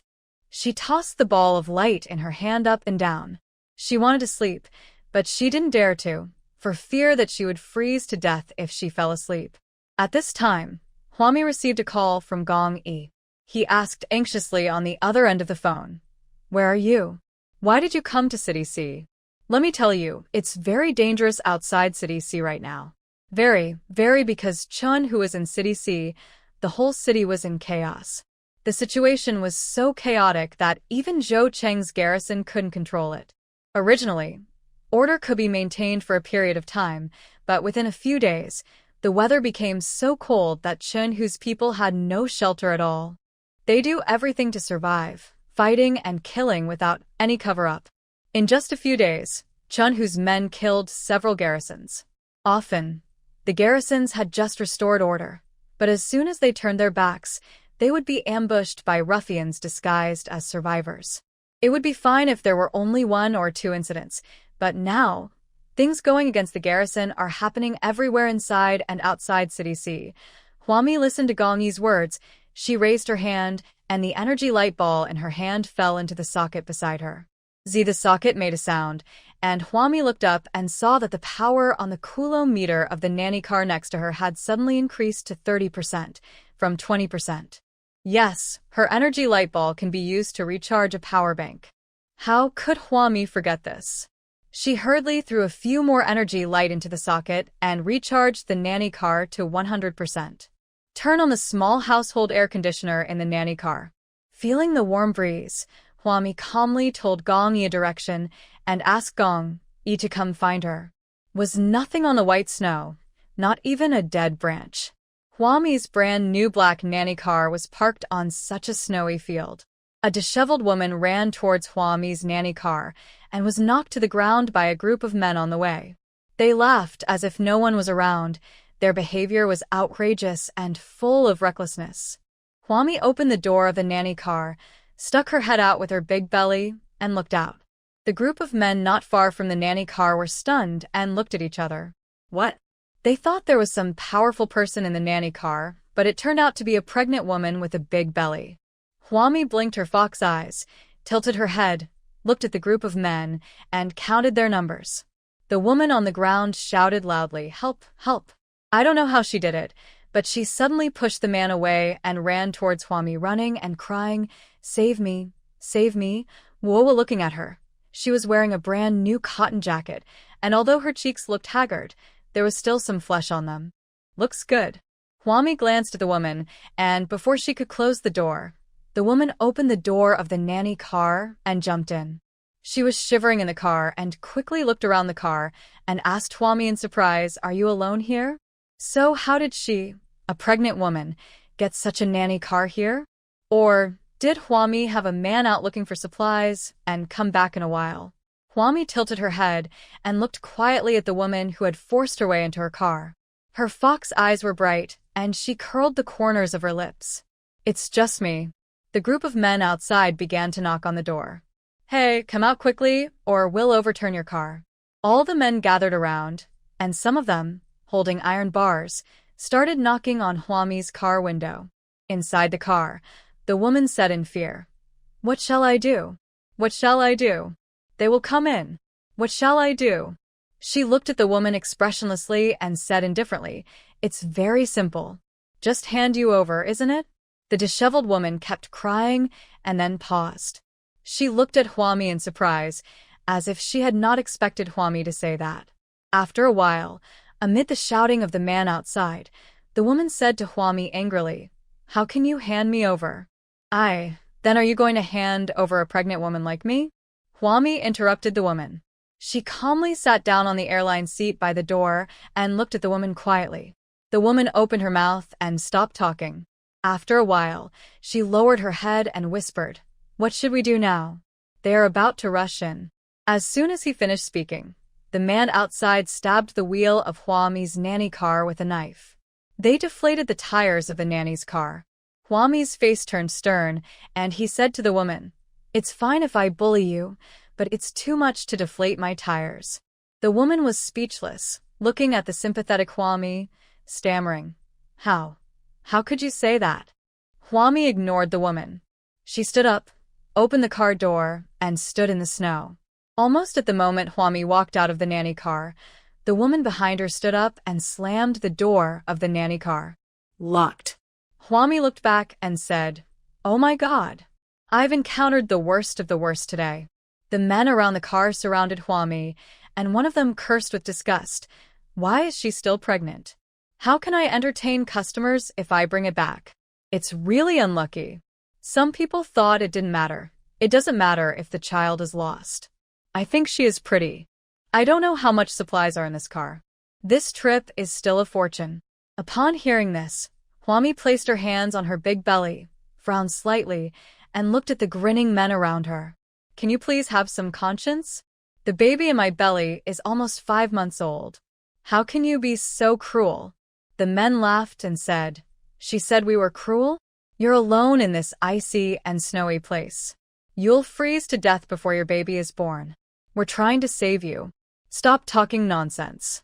Hold her down first and get rid of the baby first." As he spoke, a man stretched out his hand and was about to grab Hwami. What kind of evil is this? It is 1,000 times more evil than the administrators Hwami met in the emergency area at the beginning. People's hearts are rapidly deteriorating, and rituals and music have collapsed to this extent in just a few months. Hwami sighed and took out her Gatling gun. "I won't spare any of your lives." Gunshots rang out, and a man fell to the ground in the snow. Hwami leaned against the car door, holding her Gatling gun. After a while, before she could put the body in the snow into the medium-sized garbage recycling station, the car door behind her opened. The woman stood blankly in the car, looking at the corpses around Hwami. Her indescribable gaze was fixed on Hwami. Hwami looked back at her with a provocative light in her eyes. The woman came to her senses immediately. She jumped out of the car, fell to the ground, and kowtowed to Hwami while crying. "Thank you. Thank you. I don't know how to thank you. You saved me. Thank you." Hwami felt a sense of sarcasm in her heart. She walked back carrying her Gatling gun, sat on the footrest next to the car door, and said to the woman, "You're welcome. I love helping the weak and punishing the strong." The woman paused, knelt down next to Hwami, and said with sobs, "If you hadn't dealt with these men, I really don't know what they would have done to me." Her expression was mournful, and she looked just the right amount of pitiful. Hwami looked at the woman kneeling in front of her seriously, as if she was studying what kind of soul was hidden under this woman's skin. The woman was seen crying again, her eyes secretly glancing at the Gatling gun that Hwami was leaning on. She cried for a while and asked Hwami, "Who are you? Why do you have such a powerful weapon? I mean, can I follow you in the future? If I meet bad guys again in the future, you can protect me." There was an indescribable smile on Hwami's face. "Why don't you tell me that you are here to protect a pregnant woman? Why do you want a pregnant woman to protect you? How weak must you be?" After saying that, Hwami stood up and prepared to walk back to the RV. She didn't see that the woman who was kneeling in the snow suddenly stood up with a grim look on her face. "Why do you have to be so sarcastic? We are all women, and you are also a pregnant woman. Why can't you be nicer to me?" Hwami didn't look back. "Be nice to you? Do you deserve it?" As soon as she finished her words, the woman behind her suddenly pulled out a knife and stabbed Hwami in the lower back. "I used the smartwatch to monitor my sleep, but it kept reminding me to get up and walk around yesterday, and it would vibrate me if I did move. I just wanted to see what I bought. Sports watch, sleep monitoring is just a small function of it. Its biggest function is to remind us to exercise, drink water, and measure blood oxygen, heart rate, and stress." Of course the woman didn't stab Hwami. If Hwami could be stabbed by such a fellow, there would be no point in her mixing with the outside world. Without even looking back, She kicked back and kicked the knife out of the woman's hand. Hwami turned around and kicked the woman several meters away from her car door, directly falling into the snow. The snow was too thick and very soft, otherwise the woman would have died at least with several bones broken. She seemed to realize that she had met a tough guy today. She crawled out of the thick and soft snow and looked at Hwami angrily. Just run away. How could Hwami let her go so easily? She calmly took out an AK-47, held the gun, and aimed at the fleeing woman. It was at this time that Gong Yi and Zhou Cheng, leading 2 garrisons, hurried over. Gong Yi came here according to Hwami's location. Zhou Cheng happened to be patrolling nearby with a team of garrison troops. When the woman saw the garrison uniforms they were wearing, she burst into tears and shouted, "Help, help, there's a crazy woman over there. She wants to kill me. Aw, help." In an extreme environment, a strong man and a weak woman who can't take care of herself, who is more credible? Similarly, in an extreme environment, a pregnant woman holding an AK-47 and a woman with disheveled clothes, messy hair, haggard face, and a decent appearance, who looks more like a bad guy. Hwami put down her AK-47, looked at the woman leisurely, and threw herself at Gong Yi's feet. She cried so miserably, desolately, sadly, and fearfully. Anyway, she looked very pitiful. Compared to such a disheveled woman, Hwami, who was wearing clean coral fleece maternity clothes, looked like a bad guy. A vicious woman with a big belly. Gong Yi, Zhou Cheng, and other garrisons stopped and looked at the woman with indescribable expressions. What is she talking about? Is she saying that Hwami wants to kill her? They are not the ones who are protecting their own people. But they felt that if Hwami wanted to kill someone, there must be a reason why she had to die. Then, Gong Yi, Zhou Cheng, and other garrisons all looked at Hwami. Hwami walked over slowly with an AK-47 in hand and said deliberately, "What a coincidence. I met the garrison here. Hello." Gong Yi. Zhou Cheng. Garrison A and B. What's this trick? Hwami pointed at the woman on the ground and explained, as if she didn't know Gong Yi. The woman cried and shook her head, kneeling at Gong Yi's feet. "You're lying. The weather was so bad, and I was already miserable. I finally met her, but she wanted to kill me." The woman pointed at Hwami, as if she was crying so hard that she couldn't breathe. She stretched out her hands, clasped them together in a humble and pitiful manner, and made a begging gesture to Gong Yi. "I am just a woman who was bullied by those men." As she was speaking, the woman fell to the ground in the snow, clutching her chest with her hands. She looked like she was out of breath due to being so emotionally agitated. Gong Yi and Zhou Cheng looked down at her, not knowing how to react. In this woman's mouth, she described Hwami as a female devil who killed people without blinking an eye. She was so pitiful. She had just escaped from the clutches of a group of men, and then she met Hwami, the perverted murderer. It was so miserable that she almost fainted. Not a single guard came to help her. Not even one guard stepped forward to hold Hwami down. Watched the woman's superb performance as if they were watching a play. This woman must have studied acting in the past.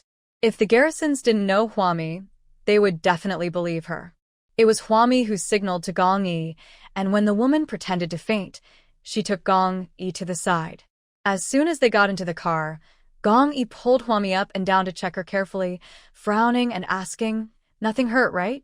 He had already seen the bodies circled around the nanny car. All of them were shot to death. Hwami opened Gong Yi's hand that was holding her. "Be careful about the impact. Don't do anything to me." Then, she gestured to the woman pretending to faint in the snow outside and whispered, "There's something wrong with this woman. She's in cahoots with the group of male corpses on the ground." From the beginning, Hwami saw it. In this icy and snowy place, a woman was running in the snow, and there were a group of men following behind her. Hwami said that this kind of trick was only played in TV dramas to fool the inexperienced garrisons, and it was not in line with the actual situation at all. As the extreme environment has evolved to this day, the survivors have begun to band together. Didn't you see the frozen bodies on the road? They were all frozen to death in groups, rarely one by one. How did a woman get away from the team, run around in the ice and snow, and accidentally find Huami here. It's not that Huami has no experience, but that Huami has too much experience. If a group of men want to have adult love with a woman, they will do it on the spot, and will not let the woman leave the team and run so far away. Isn't it tiring to climb over mountains and cross rivers? Or do these men just like to chase a woman, run across the vast snowfields, and then do it when they are exhausted?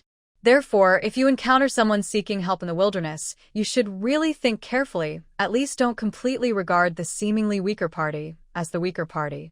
Because Huami calmly suspected this woman from the very beginning, the series of actions shown by this woman later could not win Huami's trust. In particular, this woman closed Huami's car door, leaving Huami, a pregnant woman, outside the car. This kind of behavior, in Huami's place, will result in beheading. Gong Yi tilted his head to look at the woman who was still dizzy in the snow, and nodded. I know. When people said his wife was a female devil, Gong Yi was the first one who didn't believe it. He helped Huami sit down again, and squatted in front of her. Don't worry about this matter. No one will wrongly accuse you. I'll take you back to the garrison camp first. Several garrisons have died recently. City C is too dangerous. Zhou Cheng will arrange for the garrison to take you to the War Reserve Material Depot in City C. The location of the War Reserve Material Depot in City C is a secret, and the only people who know its location are the senior garrison and management officials. Unless someone takes Huami there, she won't be able to find it if she looks for it on her own. Huami did not answer Gong Yi. She looked thoughtfully at the woman in the snow outside the nanny car. Gong Yi, do you think this woman has any relationship with Chinhu? Maybe we can use their tricks to find Chinhu? Gong Yi frowned. It was obvious that Huami was unwilling to go back to the garrison camp obediently. Basically, all the gangsters active in City C are more or less related to Chinhu. It's just a matter of relationship size. Ordinary minions definitely don't know Chinhu and have never even seen Chinhu. But it is obvious that this woman has teamed up with a group of men to commit the crime. If you follow this woman upwards, you will definitely find a big tiger. So the question now is who to send to interact with this woman. Zhou Cheng, who was pulled into the nanny car, looked at Gong Yi. You go. Gong Yi was boiling water for Huami, preparing to fill her hot water bottle. He glanced at Zhou Cheng, who was curled up in a chair. I'm a married man. This kind of job that might require selling adult love is obviously not suitable for me. Then, Zhou Cheng looked at the two garrisons who were setting up tents outside. Huami reminded, if she has a gang behind her, she will definitely not hook up with ordinary garrisons of low rank. If she wants to hook up, she will hook up with high-ranking ones. So there are only 4 garrisons here in total, and Zhou Cheng is the most suitable one. Zhou Cheng pouted and muttered, I don't have a girlfriend yet, so I'm not very good at it. It's time to practice how to get along with women in advance. After boiling the water, Gong Yi kicked Zhou Cheng out of the nanny car and sent Zhou Cheng away to pursue the beauty trap. He filled the hot water bottle, wrapped it with a towel, and carefully placed it on Huami's legs. Let's set up camp here first and interrogate her carefully. Then, he raised his hand and tucked the hair on Huami's temples behind her ears. Huami looked at Gong Yi and always felt that the gentleness in this man's eyes seemed like water, ready to overflow. He lowered his head and pressed his cheek against Huami's big belly. Someone inside kicked him in the face, and he laughed foolishly. The little girl is quite strong. Huami rolled her eyes. I think. Maybe it's a son? Impossible. I dreamed of having 2 daughters. Gong Yi really likes his daughter, and he is becoming more and more obsessed with her. He even told Huami, the day before yesterday, I met a survivor. He used to be a fortune teller. He told me that I am destined to have a daughter in this life. As he spoke, Gong Yi gently wrapped his hands around Huami's bloated waist. It must be 2 girls. One is called Dahua, and the other is called Xiaohua. The next moment, Huami lifted Gong Yi's ears and twisted them. Did you pay for your fortune-telling? Yes, I gave you a bag of rice. Gong Yi tilted his face and let Huami hold his ears. He added, he said I was destined to be a daughter. I was so happy that I gave him another bag of rice. So, I was cheated out of 2 bags of rice? Huami rolled her eyes. I feel like I can't keep this father anymore. Just when Gong Yi and Hua Mi were being affectionate in the nanny car, Gong Yi suddenly frowned and said in a low voice, "There's a group of people around here." His mental power can collect maps of the surroundings into his mind. And it is becoming more and more powerful, and its range has expanded to an area of several hundred meters. Then I heard Gong Yi lower his voice and say, "This group of people don't seem to be easy to deal with." After saying that, Gong Yi took out his cell phone and sent a message to Zhou Qing outside, asking Zhou Qing to notify the garrison in City C, who were searching nearby, to be on alert. Zhou Qing gritted his teeth and went to see the woman in the tent. The group of men ambushed 300 meters away from the nanny car. The woman just happened to wake up. She cried and told him about her grievances, her eyes flickering to look at the shoulder straps of the garrison commander on Zhou Cheng's shoulders. According to what she said, her name was He Xinghui, and she was a very miserable woman, and so on. There was nothing new about her life story. She simply went out with a team and was ambushed by a group of men. She ran around, thinking Hua Mi was here to save her. But unexpectedly, Hua Mi was in cahoots with that group of men. Maybe it was possible that Hua Mi and that group of men were robbing each other, so Hua Mi killed that group of men, and the rest wanted to kill her. As a result, she met Zhou Qing and others. While crying and saying this, He Xinghui fell towards Zhou Qing, looking extremely weak. "Fortunately, you guys saved me. Otherwise, I don't know how I would be tortured by that pregnant woman." Zhou Qing listened with a frown and moved uncomfortably. Then He Xinghui asked softly, "Commander Zhou, who is that man just now?" "I think he is also a commander." Zhou Qing said, "He is Sun Shiping, the garrison commander of City D."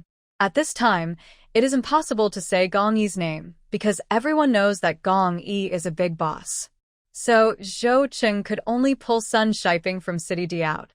Sun Shiping, it is said that all the survivors in City D went to Xiangqing, and Sun Shiping disappeared without a trace. It seems that he went to City C. He Xinghui nodded. Sun Shiping, a lonely man living under the care of others, was not worth her investing too much energy in. She looked at Zhou Qing pitifully again. "Commander Zhou, from now on, I can only rely on you." Zhou Qing got goosebumps all over his body. The 1.9-meter-tall man awkwardly dug 2 holes in the snow by digging the ground with his toes. Why are all these women so direct in seducing men? This blatant hint made him feel a little indigestion. He is more suitable for being more reserved. But He Xinghui was confident that she could capture Zhou Cheng's heart. She pretended to be nice to Zhou Qing for a while and asked, "By the way, as the garrison commander of City C, do you also need to come out on patrol in person?" "Yes, the garrison commander is no different from an ordinary garrison." Zhou Qing didn't say anything and quietly moved away from He Xinghui. He wants to leave this woman. He is really not good at using beauty to lure men. He Xinghui moved closer to Zhou Qing, almost leaning into his arms. "Commander Zhou, how is that pregnant woman?" This. Sun Shiping is on trial. Zhou Qing couldn't stand it anymore, took a big step back, and looked at He Xinghui seriously. "Wait here. I have something else to do. When I'm done, I'll take you to the Hunan Sea Expressway." He turned around and ran as if he was trying to survive, leaving He Xinghui with a sarcastic smile on his face. It seemed that the upright commander Zhou Qing had been fascinated by her. When He Xinghui turned around and went back to the tent, she took out her mobile phone from her clothes pocket. As soon as she entered the tent, she answered the phone with a grim expression. "My people were killed by a pregnant woman." The other party was surprised and asked, "What pregnant woman? So powerful?" Due to information congestion, news about Hua Mi's heroic deeds in Xiangqing did not reach City C. Moreover, they all gathered in City C from other cities and have never been to Xiangqing. He Xinghui glanced in the direction of the nanny car. The door of the warm nanny car was tightly closed. She didn't know how the pregnant woman inside was being interrogated by the garrison. Anyway, she should be free from the suspicion of the garrison. Zhou Qing was under her control. He Xinghui said coldly, "It's not important. She's just a pregnant woman. If she wasn't pregnant, she would have been killed by the garrison long ago. Those hypocrites were just hypocrites." Even though they knew Hua Mi was a female devil, they let her go just because she was a pregnant woman. Similarly, as long as He Xinghui appears to be more vulnerable, he can easily gain the sympathy and trust of the garrison. This is the garrison's fatal weakness. The group of street thugs lying in ambush nearby said nonchalantly, "Who cares about the pregnant woman or the small pregnant woman? Just tell me, how long will it take to kill these garrisons this time?" This is a tactic they often use. When they encounter a lone garrison, He Xinghui will take action and use her feminine weakness to ambush the garrison. Then he took advantage of the lone garrison's inattention and stabbed him directly. They would lie in ambush on the streets around them and then rush forward and directly beat those annoying garrisons to death. He Xinghui sneered, "Why rush? There are 4 of them stationed here, so it won't be easy to succeed." Without waiting for the other party to speak, He Xinghui said, "I discovered something." Zhou Cheng, the garrison commander of City C, and Sun Shiping, the garrison commander of City D, appeared here at the same time. What do you think is the reason? The person on the phone thought for a moment. City C supply warehouse? Yes, it must be because of this thing. Otherwise they wouldn't appear here at the same time. He Xinghui's face showed obvious ambition. "Tell Brother Fan to send more people to follow us. I suspect that the garrison in City C has made some big moves recently. The management commander and his wife of City C are getting divorced, and there has been a lot of trouble. Qin Jin even made a public statement that she has parted ways with Ma Yongchun. This matter concerns City C, so the news was also reported back to City C. According to reliable sources, Qin Jin wanted to give Xiangqing 1 million tons of cloth, but Ma Yongchun did not allow it, so the 2 of them started arguing again over this batch of supplies. In fact, anyone can see that the supply warehouse in City C is now being fought over by this couple. The garrison in City C is the one guarding these supplies. It is very easy to find the location of the material warehouse in City C. You can just kidnap the senior manager and use intimidation or bribery to force him to come out. But it is not easy to break into the C City garrison and kill all the C City garrison guarding the material warehouse. The other party on the phone laughed. Of course, our sister, he has to take action in this matter. Everyone knows that you are Brother Fan's favorite. He Xinghui sneered, "What do you mean by favorite or not? In this world, you are the one you love the most." After hanging up the phone, He Xinghui opened his collar a little and prepared to look for Zhou Cheng. As a result, they didn't find them, so they had to go out again to look for the 2 garrisons who were making a fire in the snow. Hua Mi had already told the 2 ordinary garrisons that they would tell He Xinghui whatever he was interested in. Finally, He Xinghui concluded that Zhou Cheng and Sun Shiping were heading for the material warehouse in City C. Sun Shiping wanted to get some supplies to support City D, so he went to the supply warehouse in City C to select supplies. He Xinghui became excited for a moment. She had been committing crimes outside City C for so long, sneaking up on lone garrisons and bringing down countless teams. There has never been such a big vote. The War Reserve Material Warehouse in City C can produce 1 million tons of cloth alone, not to mention other reserve materials. Who wouldn't be tempted by such a large material warehouse? Even Brother Fan was moved. He reported the matter to Chen Hu. Chen Hu made a prompt decision and asked He Xinghui to follow Zhou Cheng and Sun Shiping and find out the details of the number of garrison personnel inside and outside the C City Material Warehouse. He has been eyeing the War Reserve Material Depot in City C for a long time. In the dim room, Chen Hu said to Brother Fan with gloomy eyes, "We have lost most of our supplies twice in a row. We must succeed this time. We cannot fail again." For the first time, the supplies that Chen Hu had stored in the A City Industrial Park were swallowed up by Gong Yi. The second time, the supplies that Brother Fan had stockpiled in the unfinished villa complex were swallowed up by Gong Yi again. They evacuated in a hurry twice and were not able to bring out much supplies. Between taking away food and weapons, they decisively chose to take away weapons. In this extreme environment, only by taking away weapons can you better rob other survivors of their supplies. But these supplies were looted piecemeal and ultimately not presentable. Chen Hu could wait to get to City D's War Reserve Material Depot. He Xinghui is specifically responsible for conquering Zhou Cheng. She launched a fierce offensive against Zhou Cheng. She would always fall down in front of Zhou Cheng if she wasn't careful and touch Zhou Cheng with her body parts in an ambiguous way. Zhou Cheng just wanted to die. He wanted a girlfriend, not a black widow. He Xinghui's actions towards Zhou Cheng forced Zhou Cheng to develop gynophobia. Finally, while He Xinghui wasn't paying attention, Zhou Cheng ran in front of Huami and Gong Yi, looking half dead. I don't want to do this anymore. I really don't want to do this anymore. She seduced me. I don't think I can get better. Huami was lying on the bed reading a parenting encyclopedia, while Gong Yi was in the nanny car, squeezing juice for Huami. He poured the juice into the glass, turned around, and the bottle of apple juice was taken away by Zhou Cheng. Drink it in one gulp. Gong Yi said with a dark face. Isn't this good? There's no loss for men in seduction, right? Zhou Cheng wiped the apple juice from the corner of his mouth with a complaining look on his face. No, I want to save my first time for my girlfriend. If this gets out, my reputation will be ruined. Although I look handsome, I am a good man with masculine virtues at heart. He is a man of principles. It is difficult for Zhou Cheng to accept the seduction of a woman he doesn't like, even if it is offered to him for free. What's more, this woman might have tortured and killed several of his brothers. Huami covered her face with the book and laughed silently. Gong Yi kicked Zhou Cheng out of the nanny car again, and with a sullen face, he found some apples and made apple juice for his wife. No one understood Zhou Cheng's desire to die. Facing He Xinghui, Zhou Cheng racked his brains to protect his chastity.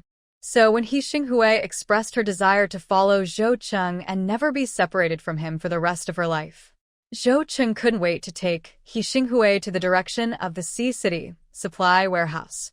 He and another garrison, along with He Xinghui, left first, while Huami, Gong Yi, and another garrison followed behind. During the entire process, He Xinghui never saw Huami and Gong Yi again. As He Xinghui expected, the Sea City material warehouse was actually not far from Huami's nanny car. Therefore, Huami didn't bother with the trouble and put the nanny car into the level 24 No.1 warehouse. She generously left the nanny car to Zhou Cheng so that those stationed in the field could rest in the nanny car while patrolling. A group of people trudged through the snowy plains. Not long after Huami and Gong Yi left, a group of men who were lying in ambush nearby rushed up. Someone patted the snow-covered hood of the nanny car and said with a smile, "I picked up a car for free. Ha ha. These garrisons are really generous. This car looks like a top-of-the-line nanny car."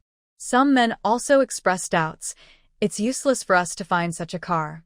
The snow is too soft and the car can't be driven out at all. As he spoke, the man looked down and saw a red, aimed at his heart. What the Hades is this? The man with flowing yellow hair looked down at the red on his chest. The men next to them also lowered their heads.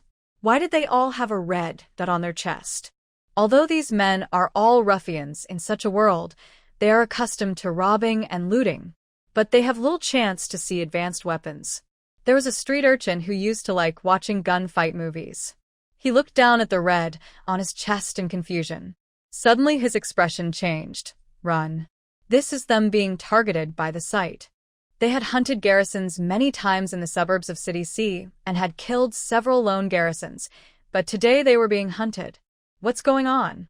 Why do they fall into the trap? The men next to the nanny car didn't have time to think and scattered like birds and beasts. But no matter how they ran, the red dots on their bodies still followed them closely. One of the street thugs pulled out a gun and shouted loudly on the snowy field, "Don't come over here, or I'll kill you in the distance." Huami was holding Gong Yi's special high-powered telescope for garrison and looking at the streets around the nanny car. She couldn't help but sneer. These people are really, if one more person dies, the world will not know how much more peaceful it will be. Beside her, Gong Yi was holding an umbrella for her, and around both of them were the garrisons of City C, who were lying in ambush.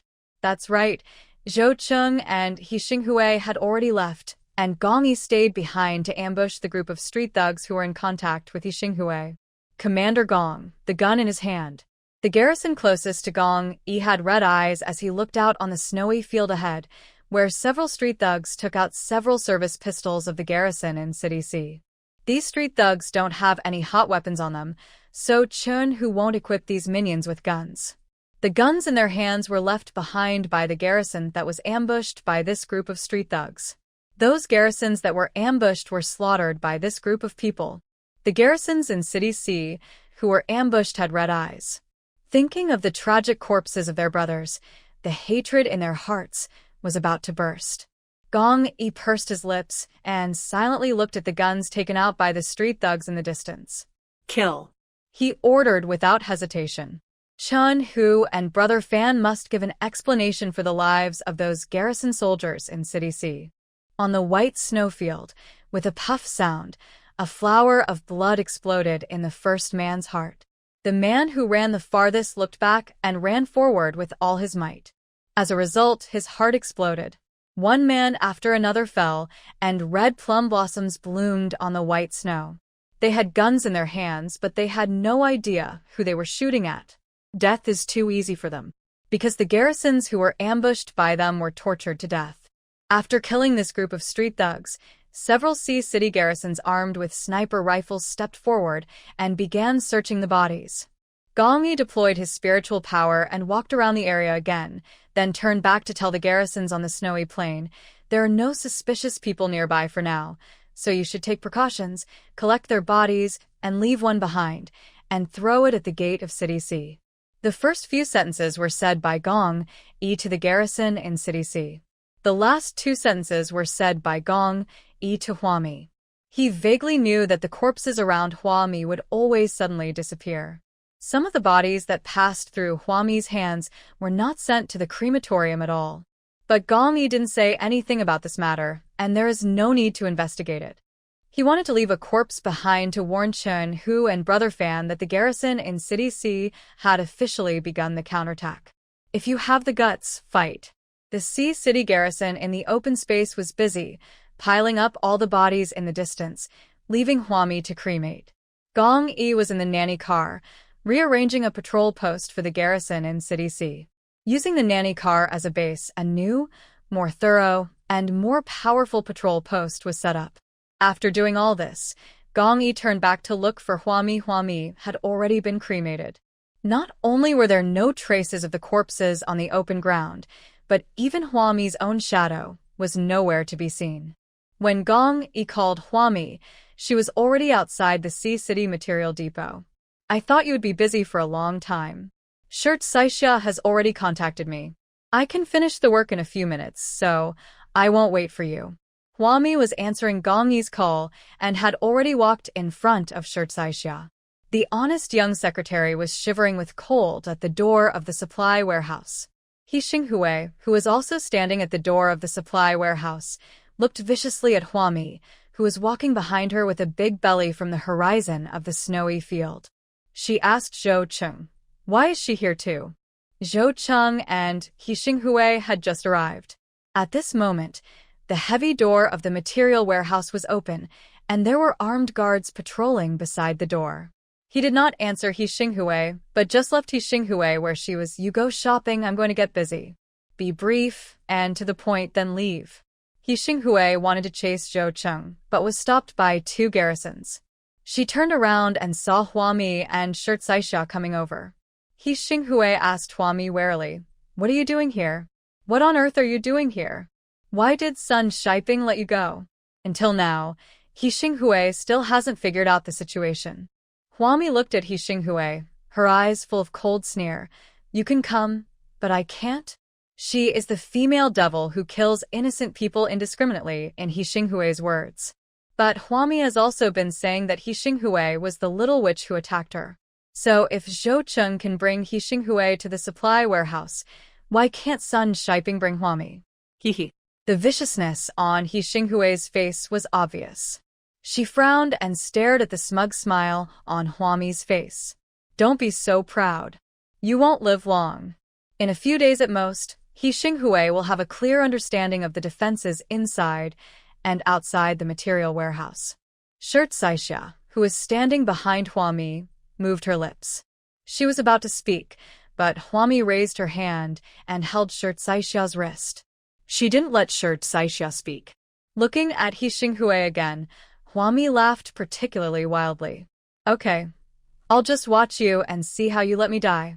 After saying that, Huami took Shirt Saishia's wrist and walked forward. He Xinghui followed, but was stopped by the garrison again. She pointed at Huami's back anxiously. How come that pregnant woman can move forward? Why can't I? The garrison that stopped her remained silent. No matter how he Xinghui asked or how much she cried, they just wouldn't open their mouths. This completely aroused He Xinghui's desire to win. She desperately wanted to find Zhou Cheng and use his obsession with her to kill Huami. Huami doesn't care about her at all.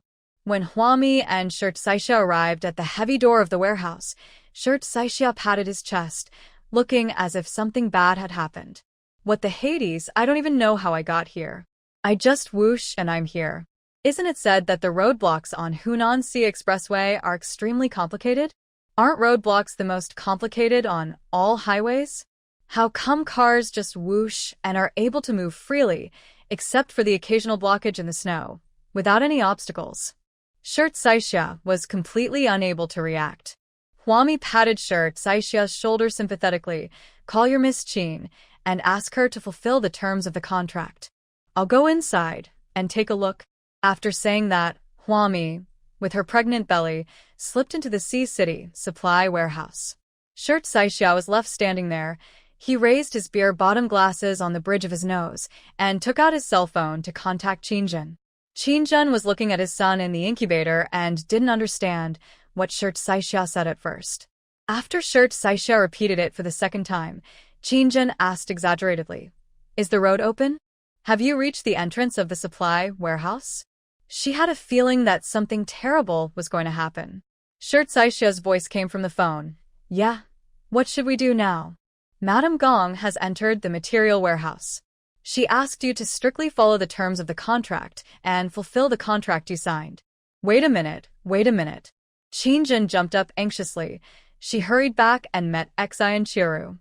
"Xian Chiru, Miss Qin, about your child." "Oh, Miss Qin, where are you going? Don't you want to know about the child's situation?" "I'll be right back." Qinzhen rushed out of the emergency area in a hurry. She was so anxious that she had no time to listen to what Qin Jianqiang said. When she was standing outside the glass wall and looking at him just now, her son seemed to be whiter and had a little more flesh on his face. No longer looks like a skinned rabbit. Seeing Qin Jianqiang raising his hands and kicking with such a strong look on his face, Qinzhen felt that his son's problem was not serious. She has a big problem here. Qinzhen never thought that the Hunan Sea Expressway would be cleared in just a few days. How did it get unblocked? Of course, Qinzhen doesn't think that dredging Hunan Sea Expressway is a bad thing. It is a very good thing. However, according to the contract, as soon as the Hunan Sea Expressway is cleared, Huami can take over the material warehouse in City C. The entire supply warehouse. Qinzhen has prepared dozens of projects and is ready to gain the greatest benefits for the survivors of City C from Huami step by step. But now, the contracts for these dozens of projects have not been drawn up, and Huami is about to start taking over the Sea City material warehouse in its entirety. Too urgent. Qinzhen rushed back to her RV and called all her secretaries who remained in Xiangqing for an emergency meeting to immediately come up with contracts for dozens of projects. She would send half of her secretaries to find Huami to sign a contract for the cooperation project. It doesn't matter. Qinzhen comforted himself. It's such a big warehouse. The material warehouse in City C is the largest material warehouse among the surrounding cities, and Huami cannot move all the materials in a short time. She still has time to finish the contract. However, Huami, standing in the Sea City material warehouse, quickly read the subtitles in her mind. Unlock storage level 25, space 25 by 2. When a lucky draw X1 remaining draws X12, unlock storage level 26, space 26 by 2. When a lucky draw X1 remaining draws X13, unlock storage level 30, space 30 by 3. When a lucky draw X1 remaining draws X17, when the warehouse reaches level 30, it will become 3 level 30 warehouses of the same size. Huami was happy when she saw it. She thought that she had upgraded 15 square meters of black soil on the way here. So the 15 square meters of black soil were placed into the level 30, warehouse number 2. In the level 30 warehouse number 2, 3 kinds of fruit trees were previously planted: orange, grapefruit, and apple. Now Huami has discovered a large number of well-preserved seeds in the supply warehouse in City C. It should be prepared by City C for the agricultural park in the surrounding cities. City C used to be the economic king of all cities, and various agricultural academic exchange conferences were often held here. Buying and selling crop seedlings is a very common thing in City C. Huami found seedlings of 15 types of trees, including peach trees, willow trees, oak trees, coelreteria trees, maple trees, elm trees, catalpa trees, camphor trees, elm trees, banyan trees, mulberry trees, pine trees, sandalwood trees, apricot trees, and poplar trees, and planted them all in the level 30 number 2 warehouse with just one click. At this time, it doesn't matter what the trees look like, as long as they can be cut down and burned as firewood. Warehouse number 1 is entirely used to store supplies. Warehouse number 3 is still empty. Huami continued to collect supplies and emptied out the C-City supply warehouse completely, leaving nothing behind, and barely filled up the level 30 number 3 warehouse. But there was no liquidation. It took her only 10 minutes to happily walk out of the empty warehouse. Shirt Saisha outside was still on the phone. Seeing Huami coming out of the C-City supply warehouse, Shirt Saisha hurried over and said to Huami, "Mrs. Gong, Miss Qin said that you should move the materials slowly first. She will definitely fulfill the contract and will never break her promise. Also, she has dozens of very good cooperation projects. You must be very interested." How about we listen to them? Huami walked out slowly, and with a smile on her face, "Yes, of course I'm interested. The projects that you're